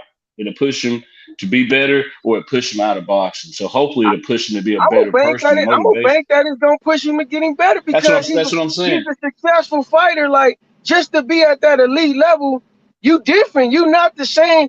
All them dudes is different than us. All right. Well, look at it like this. He's in that position because of why? The fans. Who are we? The fans. We're paying for a product. We want to see this man excel. So if he's not giving us what we're paying for, what we're viewing, how can we praise him over other boxers that are doing the same thing but making weight? We got to give him the same thing we give all these other guys. We call other guys trash. We call them tomatoes, but they're out there. They're making weight. We got to keep it. We got to keep it fair around the board. Just because you got a name, there's a lot of responsibility that comes with being a black boxer and being something that we can brag, we can talk about. This is not just for us, just for everybody, man. That's an important role to have. You're rich because of us, so we expect you to be on a different level than everybody else. I mean, that's your job. If you like the money, you like the lavish, you like to be on the media and stuff, of people praising you, being a household name, that's the responsibility that comes with being a boxer. You have to make weight. I'm going to support you when you do good. I'm going to support you when you do bad, but that's a no-no in boxing. Weight. I agree. I'm not saying to move the goalpost for the brother, but I've heard some things and it's like, I don't think it equates to that. Just for like, but everything that he's getting, he has to get, because that he's in a position that he's gonna have to listen to what the fans want him to do, what we expect of him. We're not going to put a guy in there that's weighing overweight and he's going to go out there and get down on himself and get beat. We want him to do what he's supposed to do. There's no excuses for him. We're not going to make no excuses. We're hard on him, but hopefully he'll come out a better man. So if nobody wants to watch his fight this weekend, they're not going to watch his fight. That's his own doing. He's a great man already for what he's accomplished, and just being in that elite. Great fighter. Well, boxing builds character, so like I always say, I played every sport in the book. Well, how you gonna say boxing builds character and a part of it? And part of his character is making weight. Come on, just about to go there. Are you serious? I was just about to go there. Round table, come on, bro. You tripping, man. And these motherfuckers, and that's why, see, by the same standard, if we go by this standard, then a man robs an elderly woman, we give him a second chance, he can ride. No, we're not. This ain't the same though, man. It's man, listen. Like Michael Fuller mentioned earlier, it's 16 fucking ounces. I know it's water. just 16 ounces. It's just 16 ounces. Again, like I said, bro, if it was you, if it was you as the investor investing millions of dollars, you would not have the attitude that you got now, Round Table. I promise you. It would definitely be a bit different, but I understand the product that I got, and I would probably agree that he needs to be at 135 anyways. L, can you be 16 minutes late? No, but if it's reasonable, exactly. No, exactly. You have a standard, but you gotta weigh the options though. If I'm 16 minutes late because it means that I'm being safer, then I'm gonna do that. And nothing gonna supersede my safety. Yeah, that's okay. I apologize for even because you know why? Why? My character has shown that I'm not a repeat offender. This has only happened one time. It's cool. No, but you got you got to think in boxing. It's not about that character. We're talking about the responsibility for his job. He had to make that way. He should have made that way. I'll never understand the way. It's not dogging him though. You got to think it's not dogging him. No, what I'm saying is I'll never understand the way in which I got y'all coming in hanging there. People just criticize for no reason. Like criticism is only not criticism. We're holding him accountable. You think he don't know that? No. Like this, like if it was something to do with moral character, this don't got nothing to do with it. This is you don't think he knew he had to make weight? This is sick. No, because we're not talking about moral character. He knew he had to make weight. This is not about moral character. This is about 1.6 pounds. No, he signed the contract. It is about morals. And look, his punishment, he served his punishment. He got stripped. He moving up to 135. He was giving up the belts anyways. Okay. Oh, he's getting. See, you see how black people do? Oh yeah, he didn't care. He knew he was going to jail anyway. Man, but we don't know the fact. I'm speaking from a perspective of knowing how that feels. Ridiculous. This nigga, he's been draining himself for the last 3-4 years. You sound ridiculous. Okay, Devin. Do you know the fact? Hey, Blu-ray, hold on. I'm gonna ask Blu-ray this because he knows. No, because we can't speak on that. No, I'm gonna ask Blu-ray. Just let me ask Blu-ray something because I'm speaking more so. Just look, hear it from the goat's mouth. Hear it from the goat. Hold on. Hear it from the goat's mouth. Hold on. When Shakur Stevenson made his reply, he said, "I'm looking out for the best interest of my health." Hear it from the goat's mouth. Okay, hold on. Now watch this. L, I gotta respond to that now. Okay, go ahead. Because I train professional boxers and I done did this a million times. I'm gonna tell you this right now. The issue with a lot of boxers is you shouldn't have to drain yourself to make weight. That's number one. A lot of them are not. They don't understand proper nutrition and how to come down the right way. I've preached this. I've talked about it a million times, and I'm gonna leave that right there.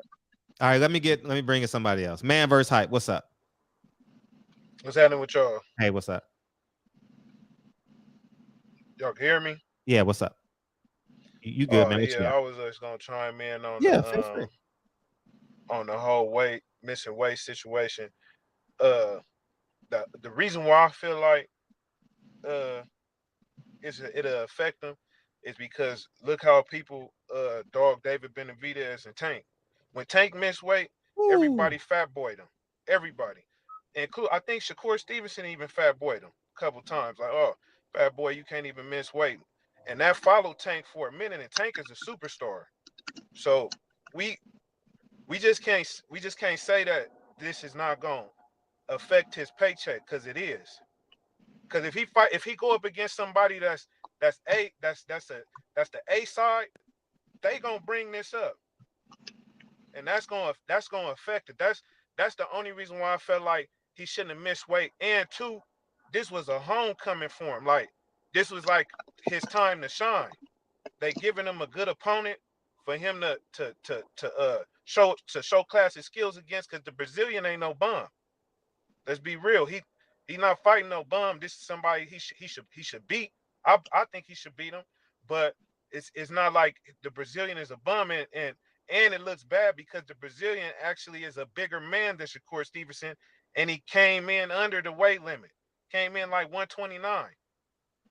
So all these factors going together, and him being a superstar of the sport, that's an ugly image on him, in my opinion. Right. Thank you. Let me get a list of eyes, and then you guys can counter argue as much as you like. What's up, Mr. Henderson? Dog Money, I got you coming in next. What's up, Mr. Henderson? I showed up late, so I see we're talking about Shakur missing weight. I understand from what I heard. I agree with the perspective of holding them accountable, having the job to do, and I understand. I think where L coming from. You know, at the end of the day, I do think that in combat sports, people cut weight to try and give themselves an advantage. You know, when you get to rehydrate, and I think Shakur may have fell victim. I mean, we only talking about a pound. I hear what Blu-ray's saying too, right? Proper preparation prevents poor performance. But I think people sometimes get caught up in the minutia trying to get those advantages, man. And Shakur may have fell victim to that, you know, with this 1 pound loss. But I think the idea of Shakur is going to lose something behind this, I think that's a bit far fetched. I think Shakur, if I'm managing Shakur, his next move is he going up regardless, whether he plan to go up. But why didn't he go up now? He already knew he couldn't make 130. This is what I'm saying. Like, but he had been making 130 though. No, but he already said it. He said it plenty of times. It was hard for him. It's getting hard for him to make the weight. He said that his last fight with Valdez. Devin Haney's saying the same shit. Left for him at 130. Let's be real. So right. So he going up anyway. He should have took something light at 135 and just hey man, here, take these belts, man. Instead of doing this. I understand what y'all saying, and I agree wholeheartedly.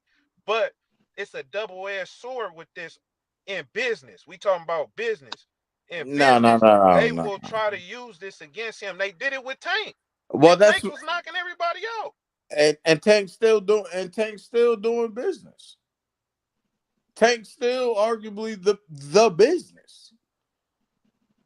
Right? So I feel like and Devin right now is contemplating moving up because of the weight cut. So I think, you know, sometimes, like I said, all things can be true. Proper preparation prevents poor performance.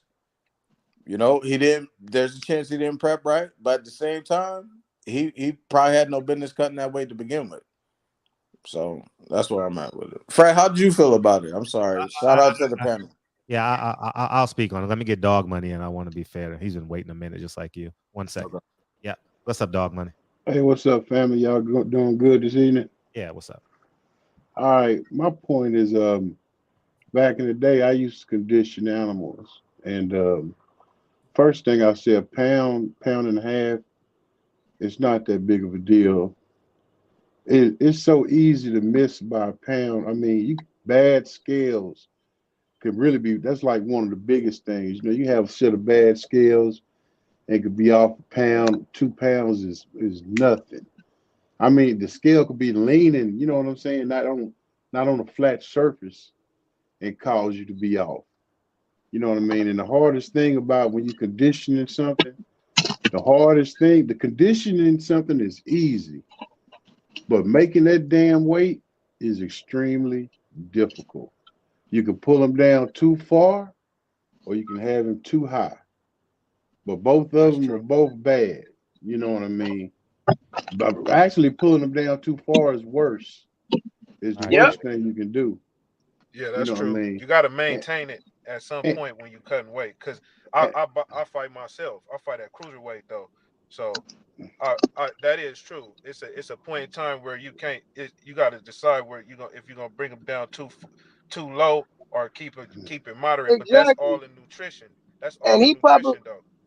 and Shakur probably felt like this. He probably felt like, well, damn, I'm in here with a dog this time. So if it was somebody else, I may risk trying to lose that 1.5 pounds. But damn, I need every bit of reserve that I got in me because he might challenge me in a way I've never been challenged. So we don't know the specifics. Like I like to assess from the horse's mouth first. When I seen the post that he made, I said, "Oh, this brother health conscious." I'm all the way with that. It ain't always about the money, man. People always, it's money, it's business. Yeah, I understand that. But that nigga can walk away from the game right now and be better off than all of us. You understand what I'm saying? And his health gonna be intact. Like I gotta side with the person that's looking at it from that angle. I'm not gonna side with it's business. Man, they done made millions off of that brother already. He ain't causing him no losses if he walk away right now after the fight. Everybody won. Hey, Ram Taylor, I got a question for you. Picture. How much weight was he supposed to lose to the second time so the fight could go on? How much weight was he supposed to lose, get off the scale? Who? Shakur. How much did he miss it by? I think 1.6 pounds or something like that. Okay. So, I played Pop Warner growing up. I was 15. You got to weigh a certain amount of pounds. A piece of chewing gum, chewing gum, sweating for a couple of minutes, 5 minutes of spitting. Man, you can get that pound off in no time. Like I said, come back home. Let him get off. Like I said before, I play every sport. Let him get off. You can respond. Well, I'm gonna say this is how we did when I played Pop Warner because it's like a World League football league. You have to weigh a certain amount. Like I was 15 weighing 135 playing junior varsity and playing Pop Warner. But if you weighed over that before the game started, you had to go sit the sideline or you couldn't play. But you have the right amount of time. 1 pound is not that bad. I've had to do it, didn't play the game. Let me give you. I'm just trying to say it's no excuse because he knew. I'm not saying it's an excuse. That's what I've been trying to tell y'all. He knew this consciously already. If he brought his health up, the young brother knew. Hey, he probably told them in the middle of camp, "Hey, look, man, I'm probably gonna come in a pound or two over or something like that." They probably said, "Hey, man, damn, man, you can't lose it, right? You can't lose this 2 pounds." And he probably said, "Nah, man, I ain't." You feel me? I ain't gonna even like L basically said it. I'm not finna risk it. This dude might be one of my greatest tasks, so I'm not about to risk it. I'm pretty sure at that level and just me having knowledge of boxing, being in the game, I'm sure he told them this. And that's why I'm saying, what was the point of taking the fight at 130 if he knew this already? I'm gonna say this real quick. And I can't say too much because I got an inside source. That ain't true, my brother. And I'm gonna just say that because I can't say what I really want to say, but that ain't true, brother. I promise you. Hey, all right, let me say this. Let me say this because I might have to buzz off and log in because I got 2% on this damn iPad, whatever it is. Listen, I played every sport: football, basketball, track, swimming. Boxing was the most challenging by far. Combat sports is different than any other fucking sport. Why you think football players not just willing to go, man? to go box. Nigga be like, yeah, we get hit. Nigga, ain't nobody want to get hit, man. Nobody want to get punched on. You can't It's compare the different, two. brother. You can't That compare ain't the got two. nothing to do with losing weight, bro. I'm a specialist at it. So that, bro, that ain't got nothing to do with losing weight, bro. I'm sorry, bro. I'm gonna ask anybody in here. I'm gonna ask anybody in here. Everybody in here. I know my boy Chambers. I know he fight. But has anybody ever we not. No, because you gotta look at the totality of it. Hell. I don't listen. You making I shit don't, up. bro. I don't fight, but I claim fighting. So make it make sense. It's not even about that. The man. It's about Shakur Stevenson. It ain't about us making weight. Everybody look at the small picture. I'm looking at the big picture, long run. Okay. See, fans of boxing like to criticize. Why? Because they not in there getting their ass hit. Because watch this. You pay for your entertainment. So niggas say, oh, the customer, the consumer. Nigga, you pay for your entertainment. That nigga putting his life on the line. I respect anybody putting their life on the line. This is ridiculous. For the entertainment of motherfuckers that just want to see blood. If that's the mindset you got, then you don't need to be in boxing. Exactly. Because a champion has to go through all that. That's the responsibility of a champion to be ready at all times to go through. Doing what others won't. Everybody, it's just ridiculous that we just sit here. I'm pretty sure Blu-ray will agree with this. It's all about bro nutrition. I mean, he only. I totally agree with that. That's a fact.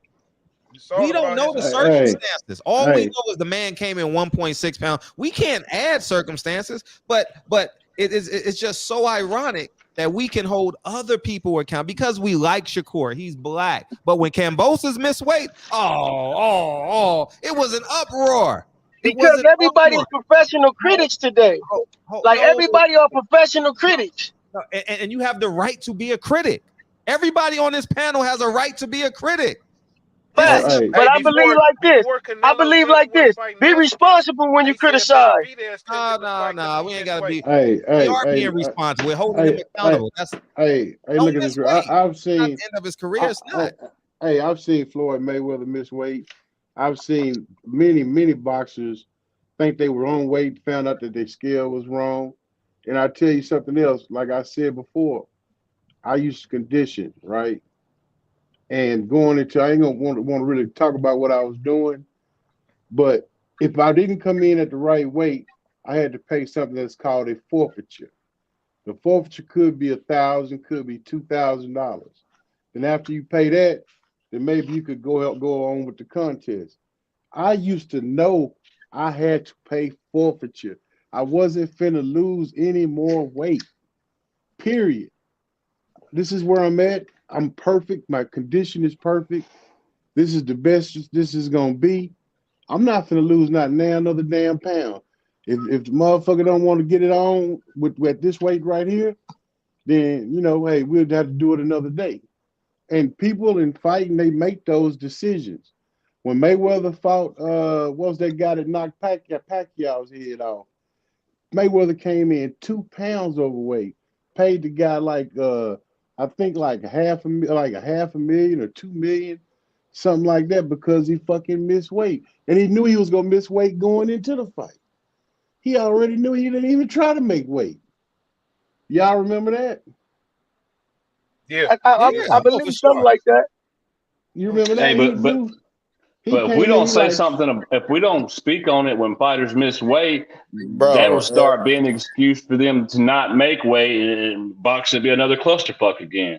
Bro, it happens all the time in combat sports, though. It happens all the time in all combat the time. Don't sports. make it okay. All the time. Black people kill black people every day. It's but look, hey, but look what it cost. Look what it cost him. It cost him those belts. Now, if he wants those belts back, he gonna have to start all over and work his way back up. And it cost him some money. Like I said, that's not the point. See, I don't understand when people say, "Oh, he was leaving her anyway." No. The point is, the man signed the contract. The fans are paying. What?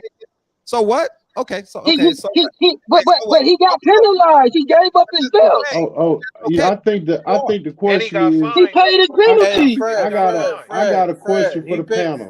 He I got paid a for question it, for the panel, for everybody on the panel. Yeah, he paid for it. This is the question I got for y'all fellas.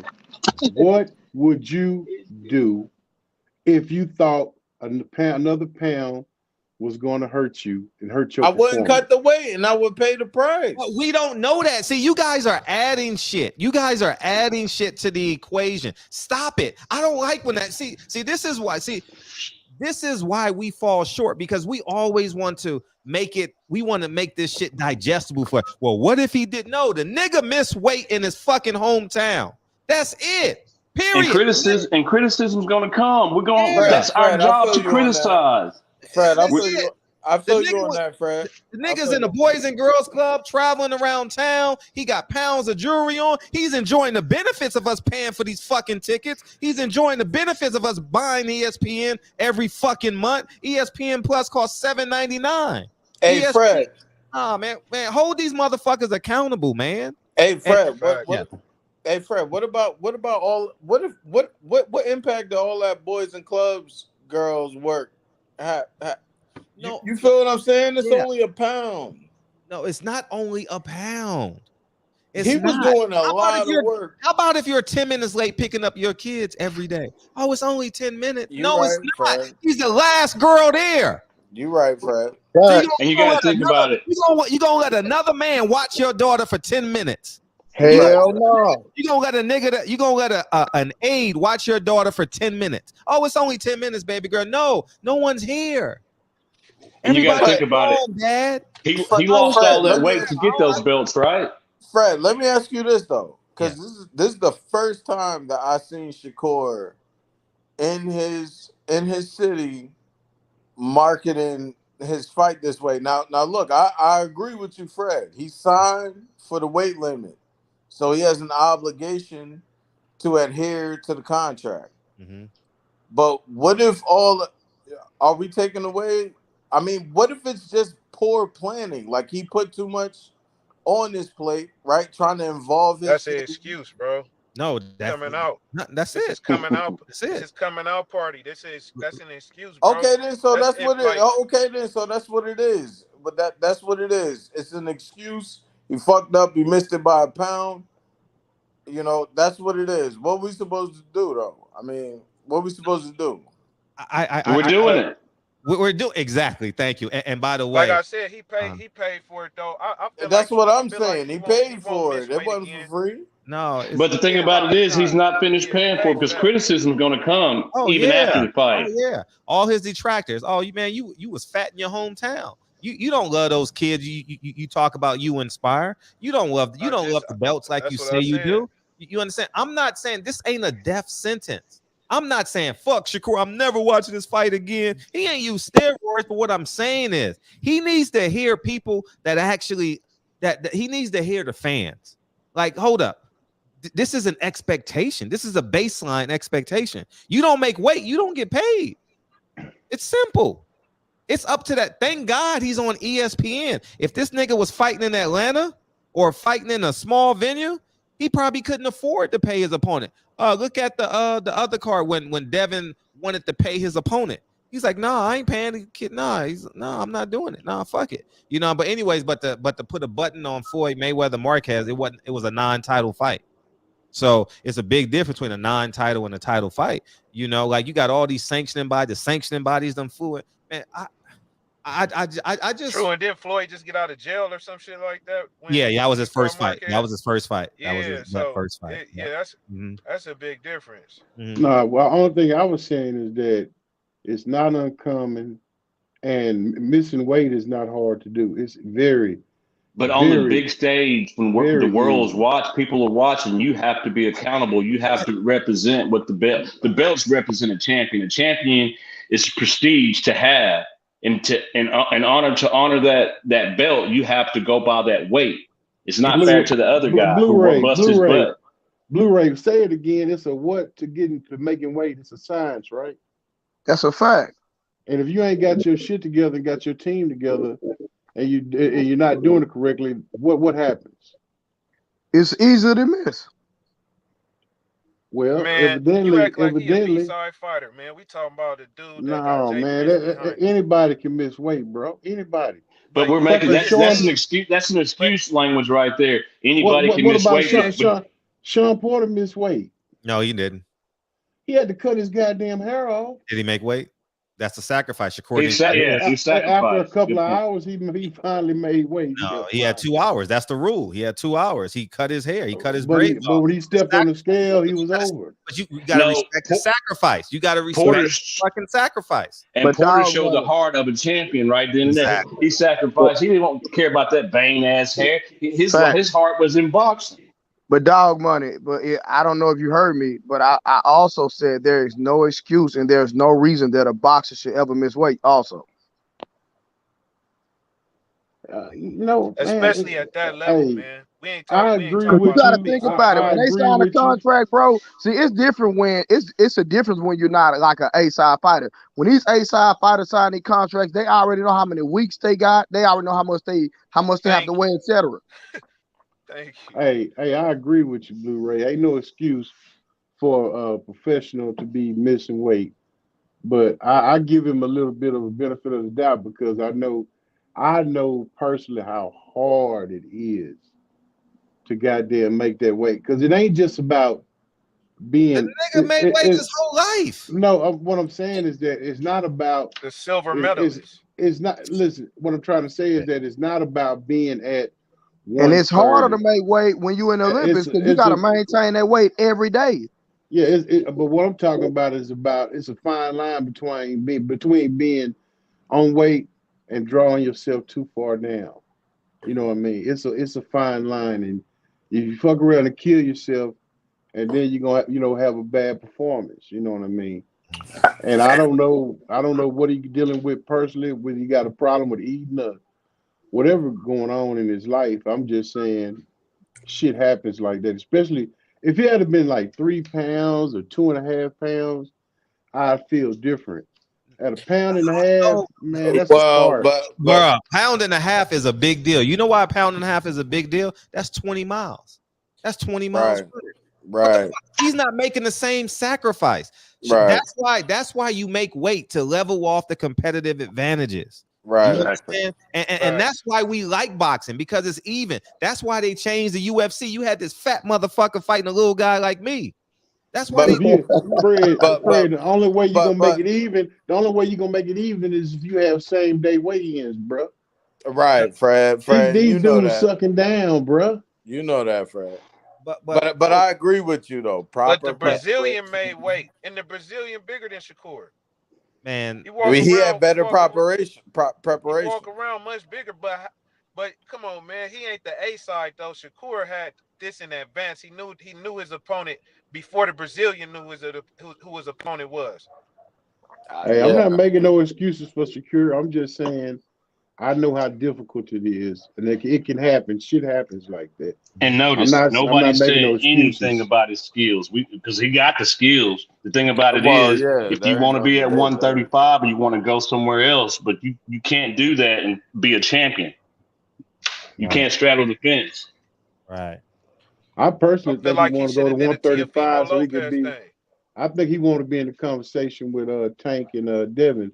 I think he want to go up to 135. Right. Yeah, but it's from lack of discipline. Anyways, got a super chat. Fred cover black negative there. How I look doing it, man? How I look doing it?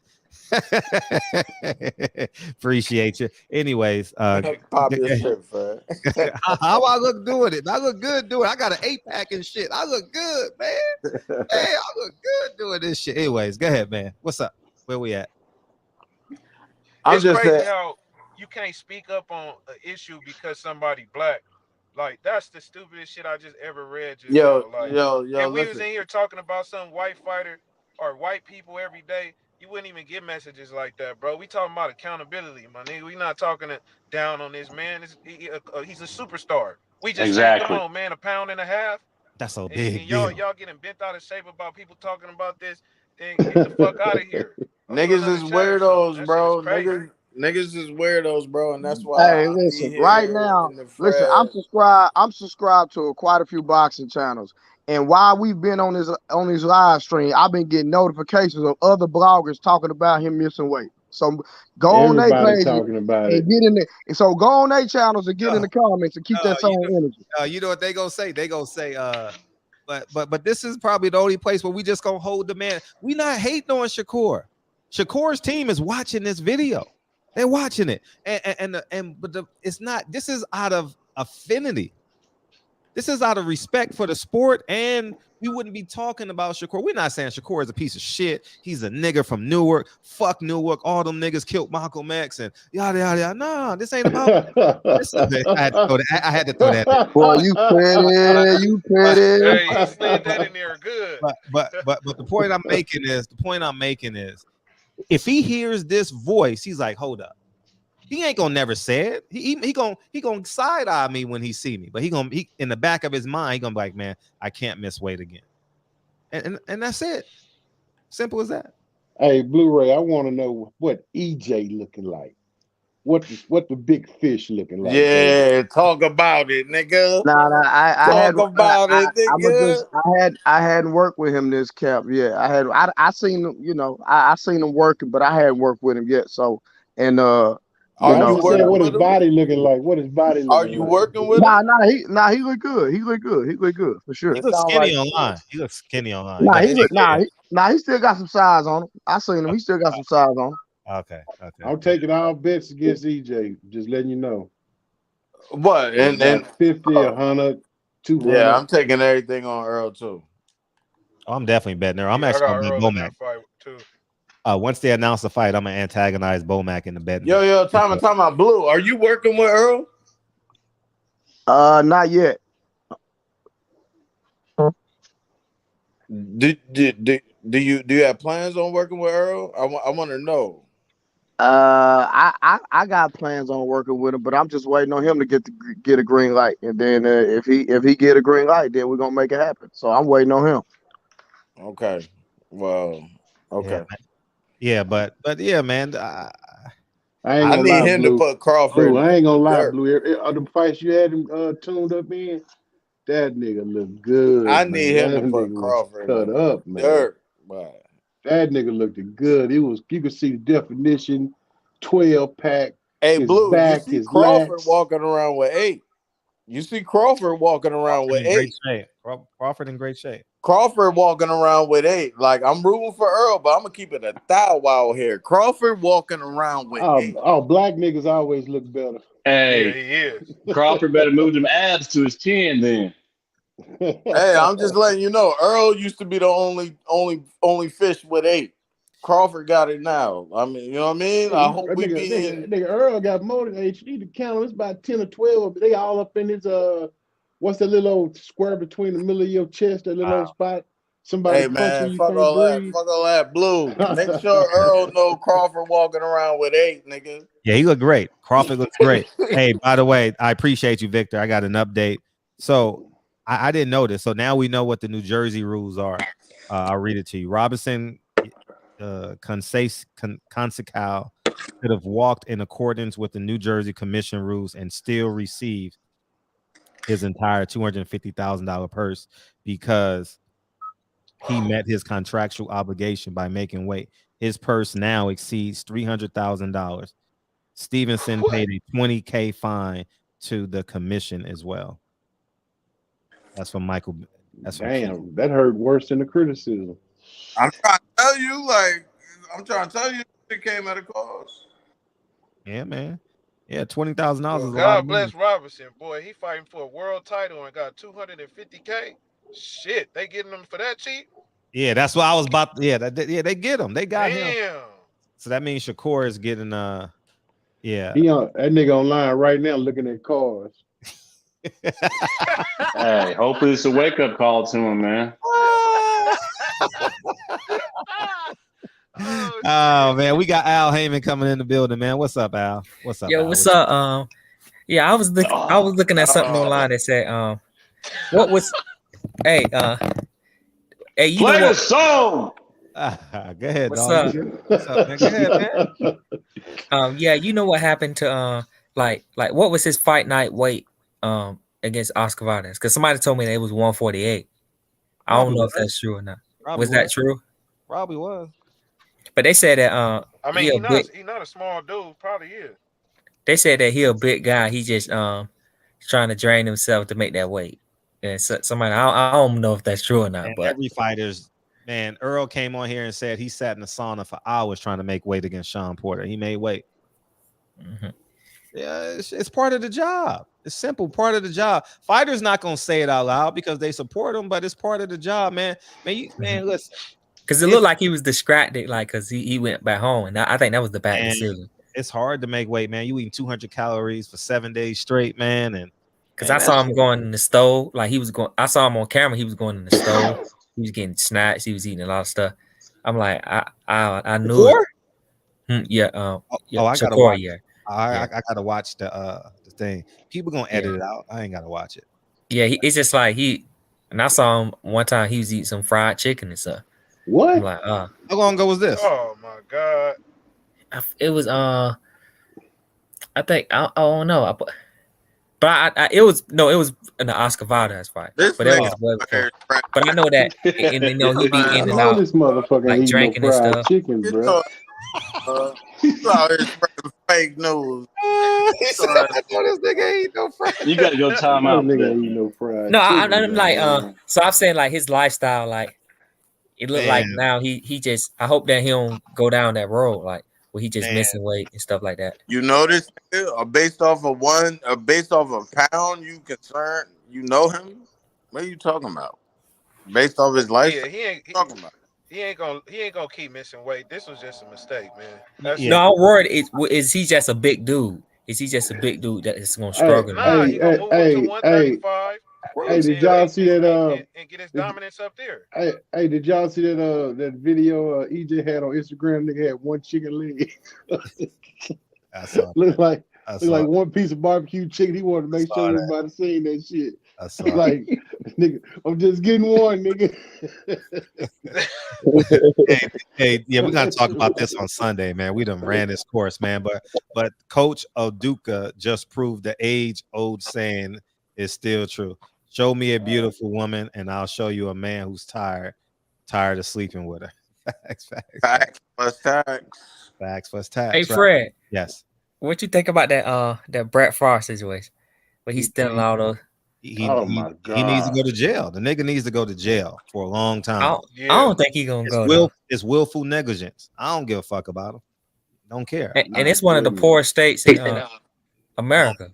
I don't give a fuck. The nigga stole $500,000 from crazy. My money, your money. You just misappropriate. They steal it. I feel like my dad from all these cities. Mississippi. For me, I feel like all these inner cities. Like I've been to Jackson, Mississippi, man. You drive down the road and tear your car up. Wow. You know what I mean? It's like it's nothing out there. It's like in the city, it's like they siphoning off our money in the city and they sending it to the fucking suburbs, bro. You go to the suburbs, all they fucking streets is nice. You know, everything nice. You come into the city and man, shit's just fucked up, man. And I'm like, I know how much I pay for taxes on my goddamn house a year. Mm-hmm. And I know everybody, but this whole fucking neighborhood, we paying goddamn good taxes around here. And for our streets, man, and man, it's so bad here in Texas, Dallas, man. They don't pick your fucking trash up once a week, bro. You know what I'm saying? And then you got to on your water bill, you got that fucking trash charge every motherfucking month. You know what I mean? Shit crazy. I'm like, well, what I'm paying y'all motherfuckers, I can take my own shit to the trash, to the dump. You know what I mean? So, but I mean, it's the same way in Joseph, Mississippi. I got family in Joseph, Mississippi, and they water been brown since 2013. And the water's not regulated down there. Yeah. Hey, the water's not even regulated. They have different water companies. They can charge you the fuck they want to charge you down. So they neglect it. It's like it's nothing down there. Because my dad was born in Mississippi. Like it's like his sister still stayed there today. It's like I never been there before, but he said it's like it's woods and everything. So it's just like it become abandoned over time. It's like they don't try to go like fix old pipes and stuff like under the ground is eroding and stuff like that. So it's just they forget about those small cities and stuff like that. It's like it's terrible. The population of the state ain't number like 3 million. The whole state. Yeah, I had to shower at a well when I was out there. I had to take a bath at a well that had a little bit of fresh water because the water was brown in Joseph, Mississippi. It was poisonous. We had to dry the Hattiesburg. We had to dry the Hattiesburg just to get regular water. Damn. That's awful.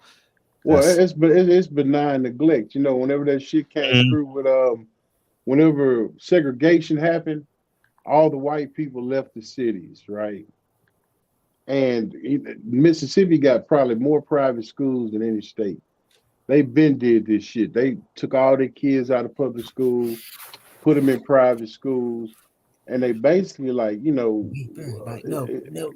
it's benign neglect. And they stealing the fucking tax dollars. That's what you're seeing with Brett Favre. Them, you stealing from fucking welfare people. What kind of motherfucker? Them dirty motherfuckers taking from fucking the poorest of the poor. Send that motherfucker to jail.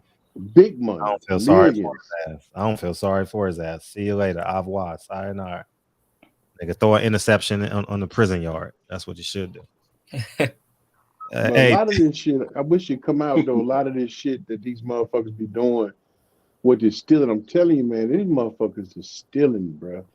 Yeah, you see it every day in schools. They got to pay for something at least once a week. Right. Need money for this. Oh, God damn. Right. You're actually right. DJ says Shakur is always in the gym and never blows up in weight. Y'all forgot he told Brian Custer months ago he had 1, maybe 2 fights at the weight, and then he was moving up. Brett Favre case is fraud. It's fraud. Yeah, Devin Haney should have been moved up, but he knows that his value is at 135, so he makes 135. You know, it's hard. Bob Aaron, he gonna set him up against Lomo. He gonna. I think he might do Shakur or Lomo versus Haney for the undisputed. Ain't no one gonna talk. I think he gonna set him up. And then if it's a close fight, they're gonna give it to Shakur versus Haney. So Haney shouldn't have signed that deal. I don't even care if I was undisputed. Well, I mean, because he ain't get no respect from the fan. They be like, "Oh, it's the weakest." But I can't. I would have just waited. Well, we'll see. Because it was a weak goddamn. He can't both one shit. Damn, that is true. Hey, I got a question for y'all. Do y'all think Kambosa's spot with the same energy he fought with T.O., would that same guy be any better competition with Haney if he would have fought that same way? Would the fight would have been better, you guys think?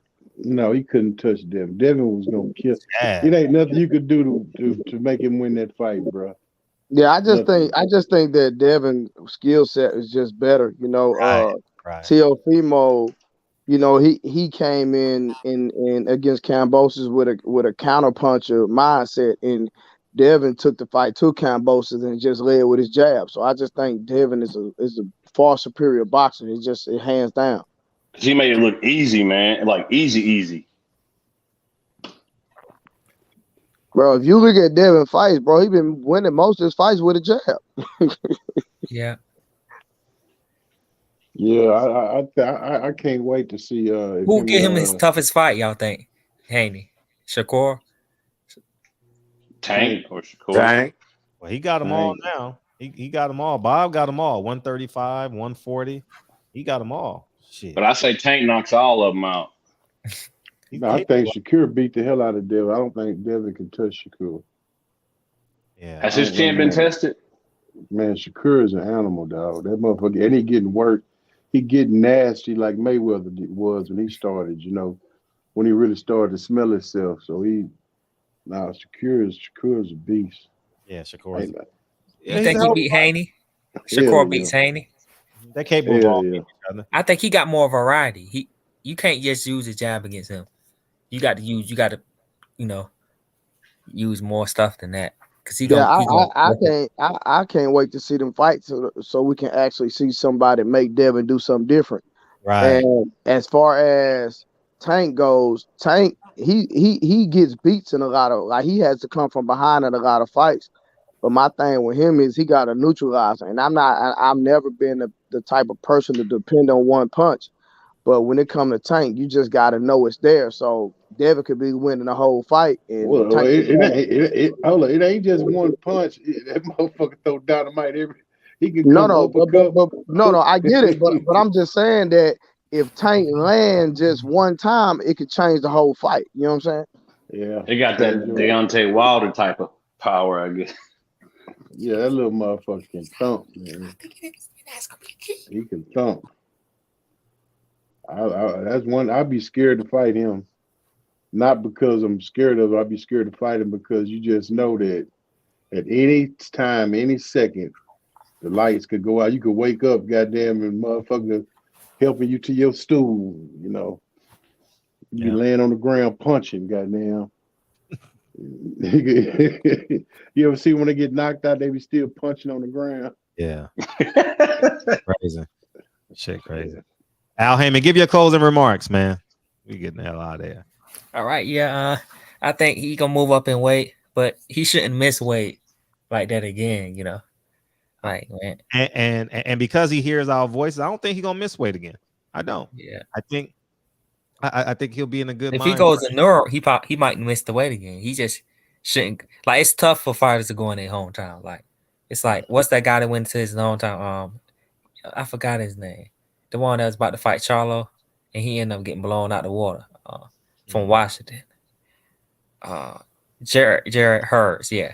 Like, some fighters, it's just mentally tough to go back home because there's so much distractions.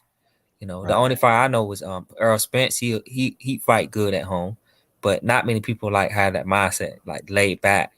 Like, so I just think that he need to not go back home, and he just needs to put the right people around him and just go to the gym.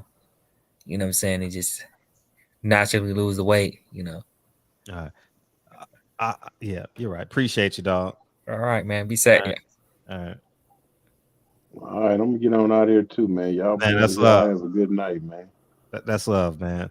What you got, Blu-ray? Oh man, great show tonight, man. And at the end of the day, man, nobody is criticizing. It was just trying to point out just one thing about Shakur. We just want him we want him to be great, number one, and just maintain a level of professionalism. And that's just simple. That's just the simple math or the facts pertaining to the actual situation. So I can't see how anyone could think that somebody is trying to condemn him or bring him down or tear him down as a black man, because that's surely not our motive or, you know, anybody's energy, in my opinion. So they just say, hey, man, you listen, you know, you fight in your hometown. It's the first time. It's your homecoming. You're supposed to show up and show out in every aspect. So, you know, it is what it is, man. But, you know, when you care about people, you do hold them to the fire. You do want them to be, you want them to be accountable, and you speak on a thing. You know what I mean? I'm not going to sit by the side and let you continue to go down the wrong road, man. Like you wouldn't even be my friend. And only real people gonna respect that. So, like you said, you know, he might look you upside your head, Fred, but he gonna respect the fact that, hey, Fred wants me to be accountable and Fred wants me to be great. So in the process of being great, I gotta meet my contractual, you know, what's on the contract, period, because I signed it. Wow. Yeah, I appreciate you, Blu-ray. You're right, and I just want y'all to understand this. I'm gonna give the exact date because I think I have it. Let's see, what's his name? Let's see if I can find it. I'm gonna want y'all to see something. I mean, I'm not gonna show y'all the text, but it's way down here.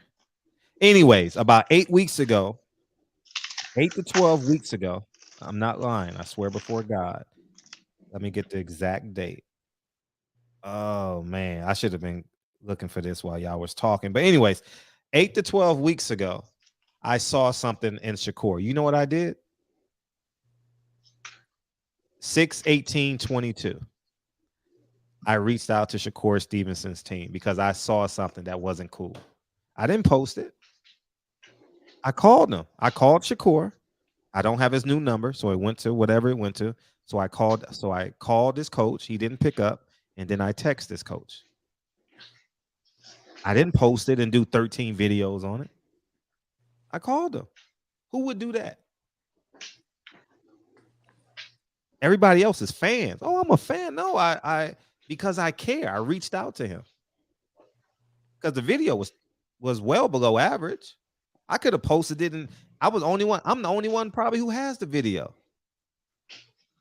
And I'm like, nah, I ain't gonna. Nah, I'm not posting this shit. I'm gonna call him because I've never seen him like this before.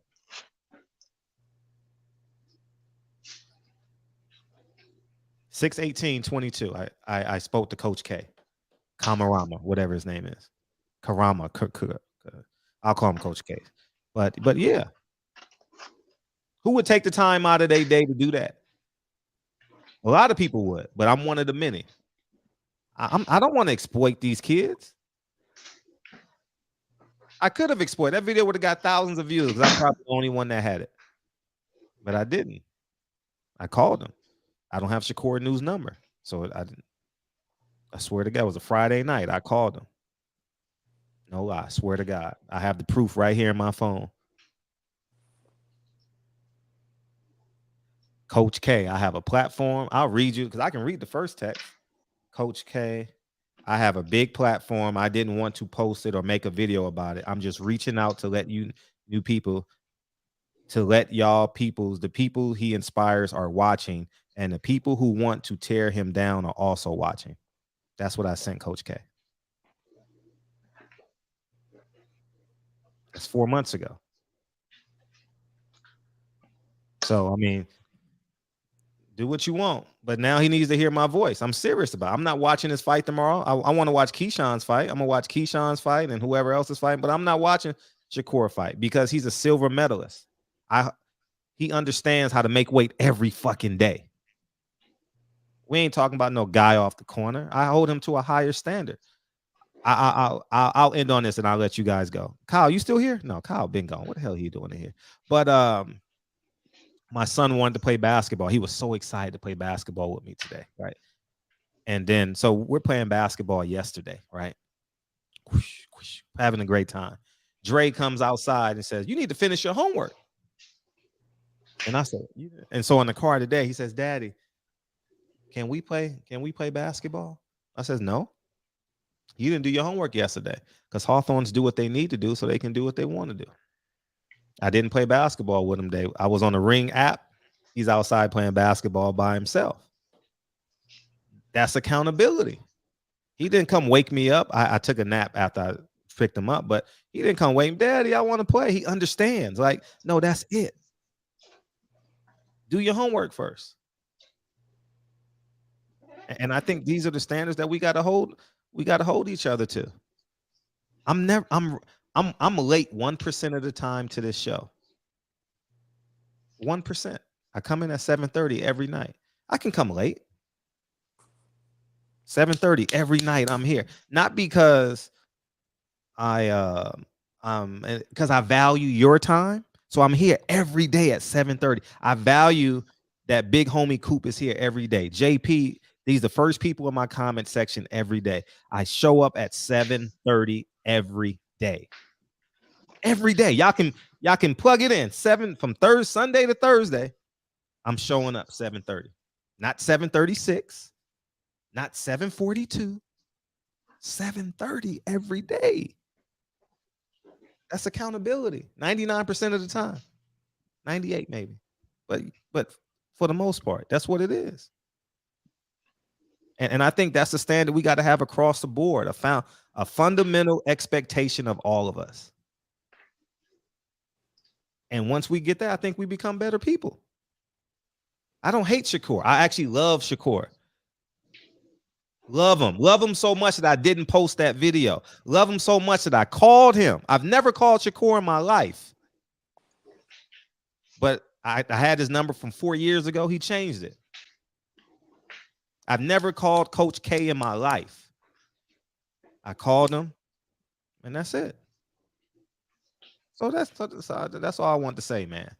You know, people like, oh, Fred always want to attack. Yeah, I'm going to attack black people when you're wrong to hold them accountable because I want my community to be better. I want them to be great. I want us to be great. I want Deontay Wilder coming out of the blue. You know, I want us to be great. You know what I mean? That's it. So I'm done, man. But yeah, man. Anybody else ain't talk? Birdman, did you? Yeah, I get my last remark. For all the young people listening, accountability never sleeps. When you wake up, you got to be accountable. When you go to work, you got to be. Anything you do in life, accountability is very important. It's not just with boxing. It's with everything you do in life. If you screw up, you might not get another chance on just about anything. Like certain things, you might not get another chance, and some things you will get another chance. It's how you overcome it. Be accountable. People, everybody's watching. Like Fred said, everybody's watching. Young kids, old kids, us adults. We're all watching. You know, we're not trying to down you. We just want people to understand that accountability. Like if we're accountable as a people, like the human race, a lot of things would be a lot different. It could kill so much stuff. Right. Dead it. And yes, sir. And I just want you young guys that are listening, y'all come in every night, man, because I mean we can learn from y'all and y'all can learn from us. Michael Fuller, you know what? We always appreciate you here at the barbershop. He knows. And also, Install, we appreciate you for coming in tonight, man. It was good listening to some fresh new voices, man. But I also want to thank and LT. We know you passionate about people, and we know you definitely passionate about boxing, man. So, and I just think it's good and important for all of us to listen and take everybody's opinions, you know, good, bad, regardless. We all grow from it. So I appreciate y'all. I appreciate you, man. And we got Mr. Henderson. Anything, Max? I'll let you close the show out. Anything, Mr. Henderson? Yes. Oh, I gotta say for Max, don't kick me, yo. So first off, I want to say, in the spirit of Max, Fred. Yes. We out here to ruffle these bitch niggas' feathers, Fred. Sure. Every time you turn around, somebody got something to say about Fred Hawthorne. Oh, Fred, you anti-black, or Fred, you, all the adjectives they want to be. Look, you got Frederick Hawthorne, Silent Heroes, Illicit Vibes, Max. I'm on that shit. Fred ain't got to say nothing to none of you weirdo niggas. I'll bite your fucking head off. Bite it off. Bite your fucking head off. We'll burn that shit. We'll burn. Right, because that y'all aren't proactive in what you claiming. You want to throw Fred away or talk shit on Fred because of his opinion. When I'm of the mindset, and I'd imagine Fred's of the mindset, he has this barbershop conversation for platform for everybody to speak, not ostracizing nobody. Why you gotta ostracize him? Y'all some clowns, and y'all the crabs in the barrel. Blu-ray. Terrence Crawford got 8. Okay? Terrence Crawford got 8. I'm rooting for Earl, but I hope Earl know what this fight is. Yeah. This ain't Ugas. This ain't Sean Porter. Definitely not. This ain't Danny Garcia. Hallelujah. Terrence Crawford got 8. Facts. And he's mean. Mean as fuck. So, you know. Oh, man, your phone died. What's up, Max? Yeah, Yo, what's good? Now, I was trying to get on with y'all earlier, but I was still working at the bar and shit. Yeah, man, I really missed a lot of conversation. I did hear earlier about the Shakur shit. You know, that's his fault. No excuses. You know what I'm saying? Like, I'm tired of grown men making excuses for other grown men. You know what I'm saying? He signed a contract. He made a deal. He didn't come through on it. Whatever happens, happens. That's him, his career. Hopefully he learns from it. Don't happen again. And he goes on to be a superstar. You know, hopefully it's a one-off. But even though it might be a one-off, he still needs to be held accountable for this one. Right. You know what I mean? Learn from your mistakes and keep it pushing, man. And as far as all the other shit, man, you know, Fred, I got nothing but love for you, man. I know people going on you, people going on me every day. You already know where I stand in this community. But You know, but for me, I don't care, man. At the end of the day, don't treat nobody different based on any skin color. You know, just based on their actions as a human, their characteristics. You know what I'm saying? And as far as the other thing, don't be saving these hoes either. You know what I'm saying? There's a bad case of Captain Save a Hoe itis out here, and we need to stop. We need to stop. Right. Hey, hoes only succeed because men give them money. So, you know, you gotta keep your pockets tight. But I just had to tap in with you, man, because I feel like it's been a while. It's been on a show. I'm working all these hours at the bar. As you should. Well deserved. You know, but if I don't make that fight in Vegas, I'm flying through with my swim trunks to your fight party, bro. What's happening? Hey, where's your daughter going? Where for the fight? No, she was dressed up. Oh no, she's at her mom's wedding. Her mom's getting married today. Oh, beautiful. Yeah, man. Growing. Oh man, you see, man. I couldn't even look at that picture too long. How old is she? 13. 13. Yeah. So you about to do the quinceañera in 2 years? No, hell no. We ain't doing that. We American. Oh, okay. Oh man. The Mexicans gonna hate you now too. The Mexicans gonna hate you now too. Hey, they already do, bro. It comes from every direction, man. You know, I'm probably one of the most hated. I'm at least top 10. I think, but even then, even if you come from a different perspective, like even though I was like, what the hell is L talking about? I still want to hear what he got to say. Oh, you wasn't here in the conversation. Nah. I disagree with him 100%. I still want to hear him talk. Yeah. Like even if honestly, if David Duke beamed in, I'd be like, shit. Yeah. Tell us how much you hate niggas. Tell us. I'm interested. Why? I'm and people say, oh, why y'all love him so much? Y'all got the weave, y'all got the nails, y'all got the approval. Well, white people kill white people too, so y'all might as well listen to them. You know what I mean? Oh yeah, that proximity shit's bullshit. But all that shit, it's a culture, man. It's a violent culture out here. It's a violent culture out here. It's a violent. Yeah. It's violent. Yes, it's definitely. Yeah, that's it, culture, man. but it's violence. Yeah, but I understand. Yeah, it's yeah, it is. Like I just think that the more perspectives we are, the more well-rounded we get, especially in a non-threatening environment like a viral setting. This is a viral setting. Non-threatening, what you mean? Viral? You're on the internet. I mean, the motherfuckers still making threats, though. You know what I'm saying? Yeah, come on. What they gonna do? Go through the computer? Hey, they get real emotional out here, man. Yeah, real emotional. A threat is nothing but an over emotion. That's all it is. On the internet, that's all. Yeah. A nigga in Chicago and a nigga, I'll use my example. He's in Chicago, I'm in LA. I don't feel threatened. Facts. I don't feel threatened. And actually, I'm in my house. I really don't feel threatened in my house. 100%. Yeah. This is the safest place in the world for me, my house. I got guns upstairs, got guns downstairs, I got everywhere. You know, so this is the safest place in the world for me. So, you know, like ain't nobody good. Oh yeah, ain't nobody threatening them. But yeah, man. Yeah, but I mean, it's funny to me though to even see people get so deep in their emotions on the internet that they start making threats, talking about what they're gonna do and all this other shit. It's like you're not gonna do nothing. Like if I don't leave my house, guess what? We'll never meet. You know what I'm saying? Like, man, I don't know. And it's over opinions. If anything, it's over opinions. Mm-hmm. Like opinions of someone on the other side of the country. You know what I'm saying? Like, yeah. But I think that shows like honestly, I like the navigation through the conversation. Like I like when it's like contentious. Like I like when people come in and say, fuck Fred. I like it. Like I just said I really enjoy it because get it off your chest. Yeah, like, but then where else can you do that at? They can't do it to their wife. They can't do it. Well, this is the only place they can do it. I'm gonna piss Fred. I'm gonna try and piss Fred off today. They didn't do it to their boss who's underpaying them.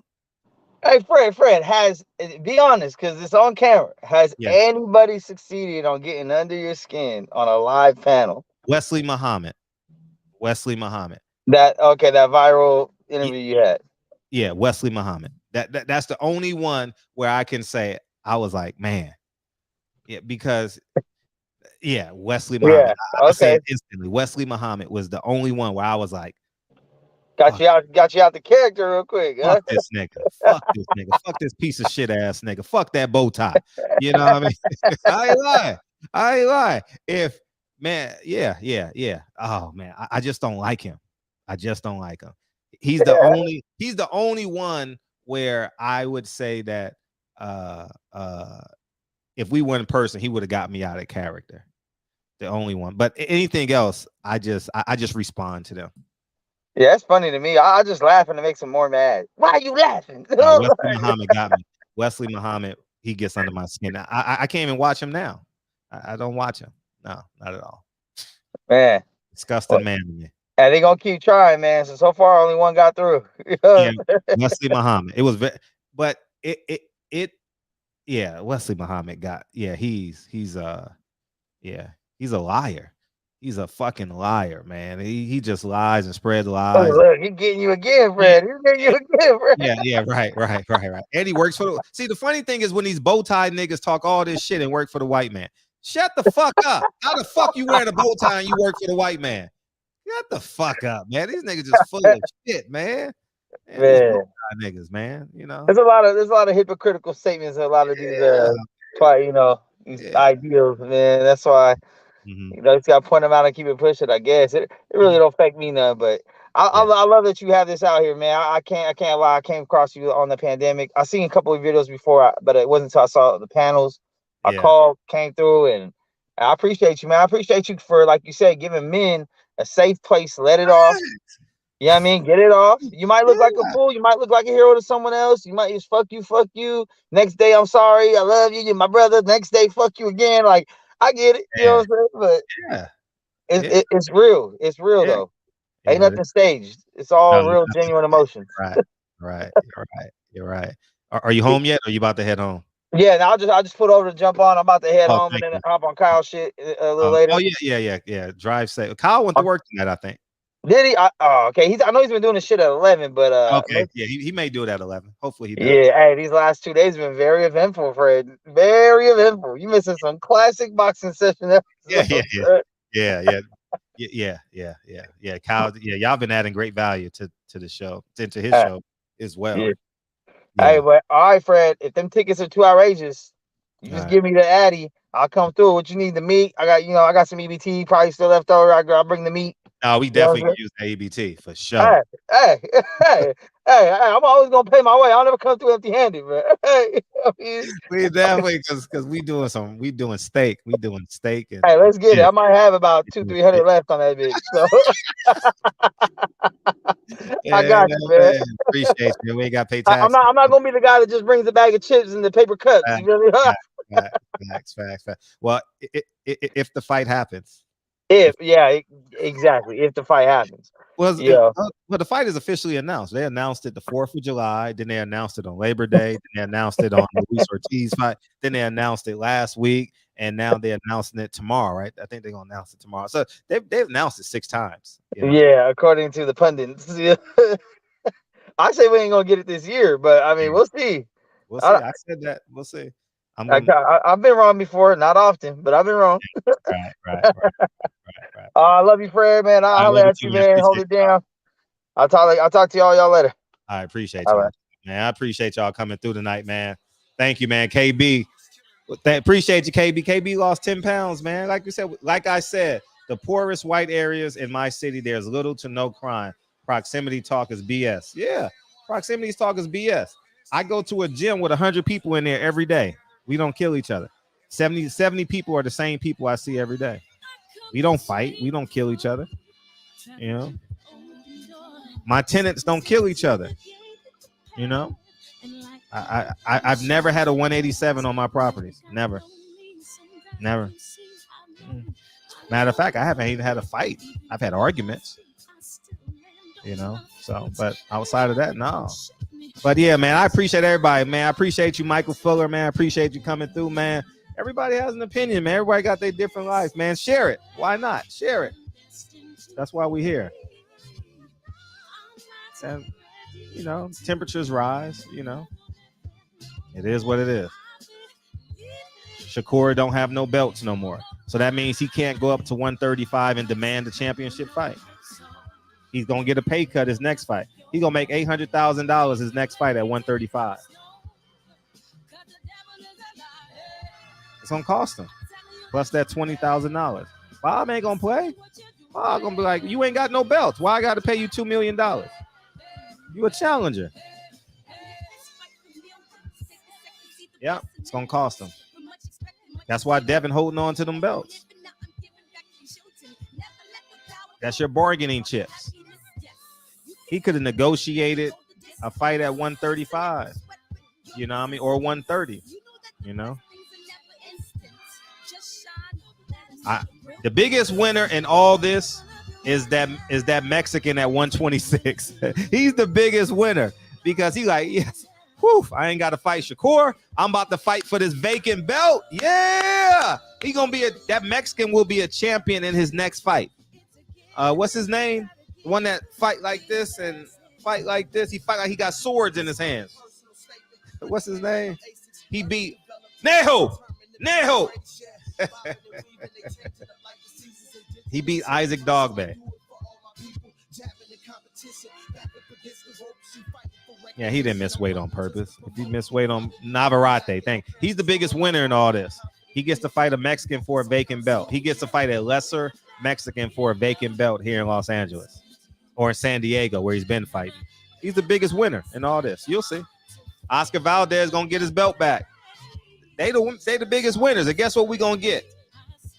Navarrete and Oscar Valdez for a unification bout in San Diego or in LA. Bob is like, shit, I worked it out. That's how it's gonna work out moving forward if he's able to control those belts. He's a WBC and what? WBO? WBC and WBO champion? It's all in what you do. Al don't have no 130 guys, right? Now unless he can get Leo. Now unless Leo can fight for that vacant 130 belt. How about we get Gary Russell and Leo Santa Cruz for the vacant 130 belt? That'll be interesting. That'll be good. That's just wishful thinking. Love y'all, man. I'll see y'all Sunday night, man. I'll holler y'all. Thank y'all for coming through on the panel. All y'all. All of them. Love y'all.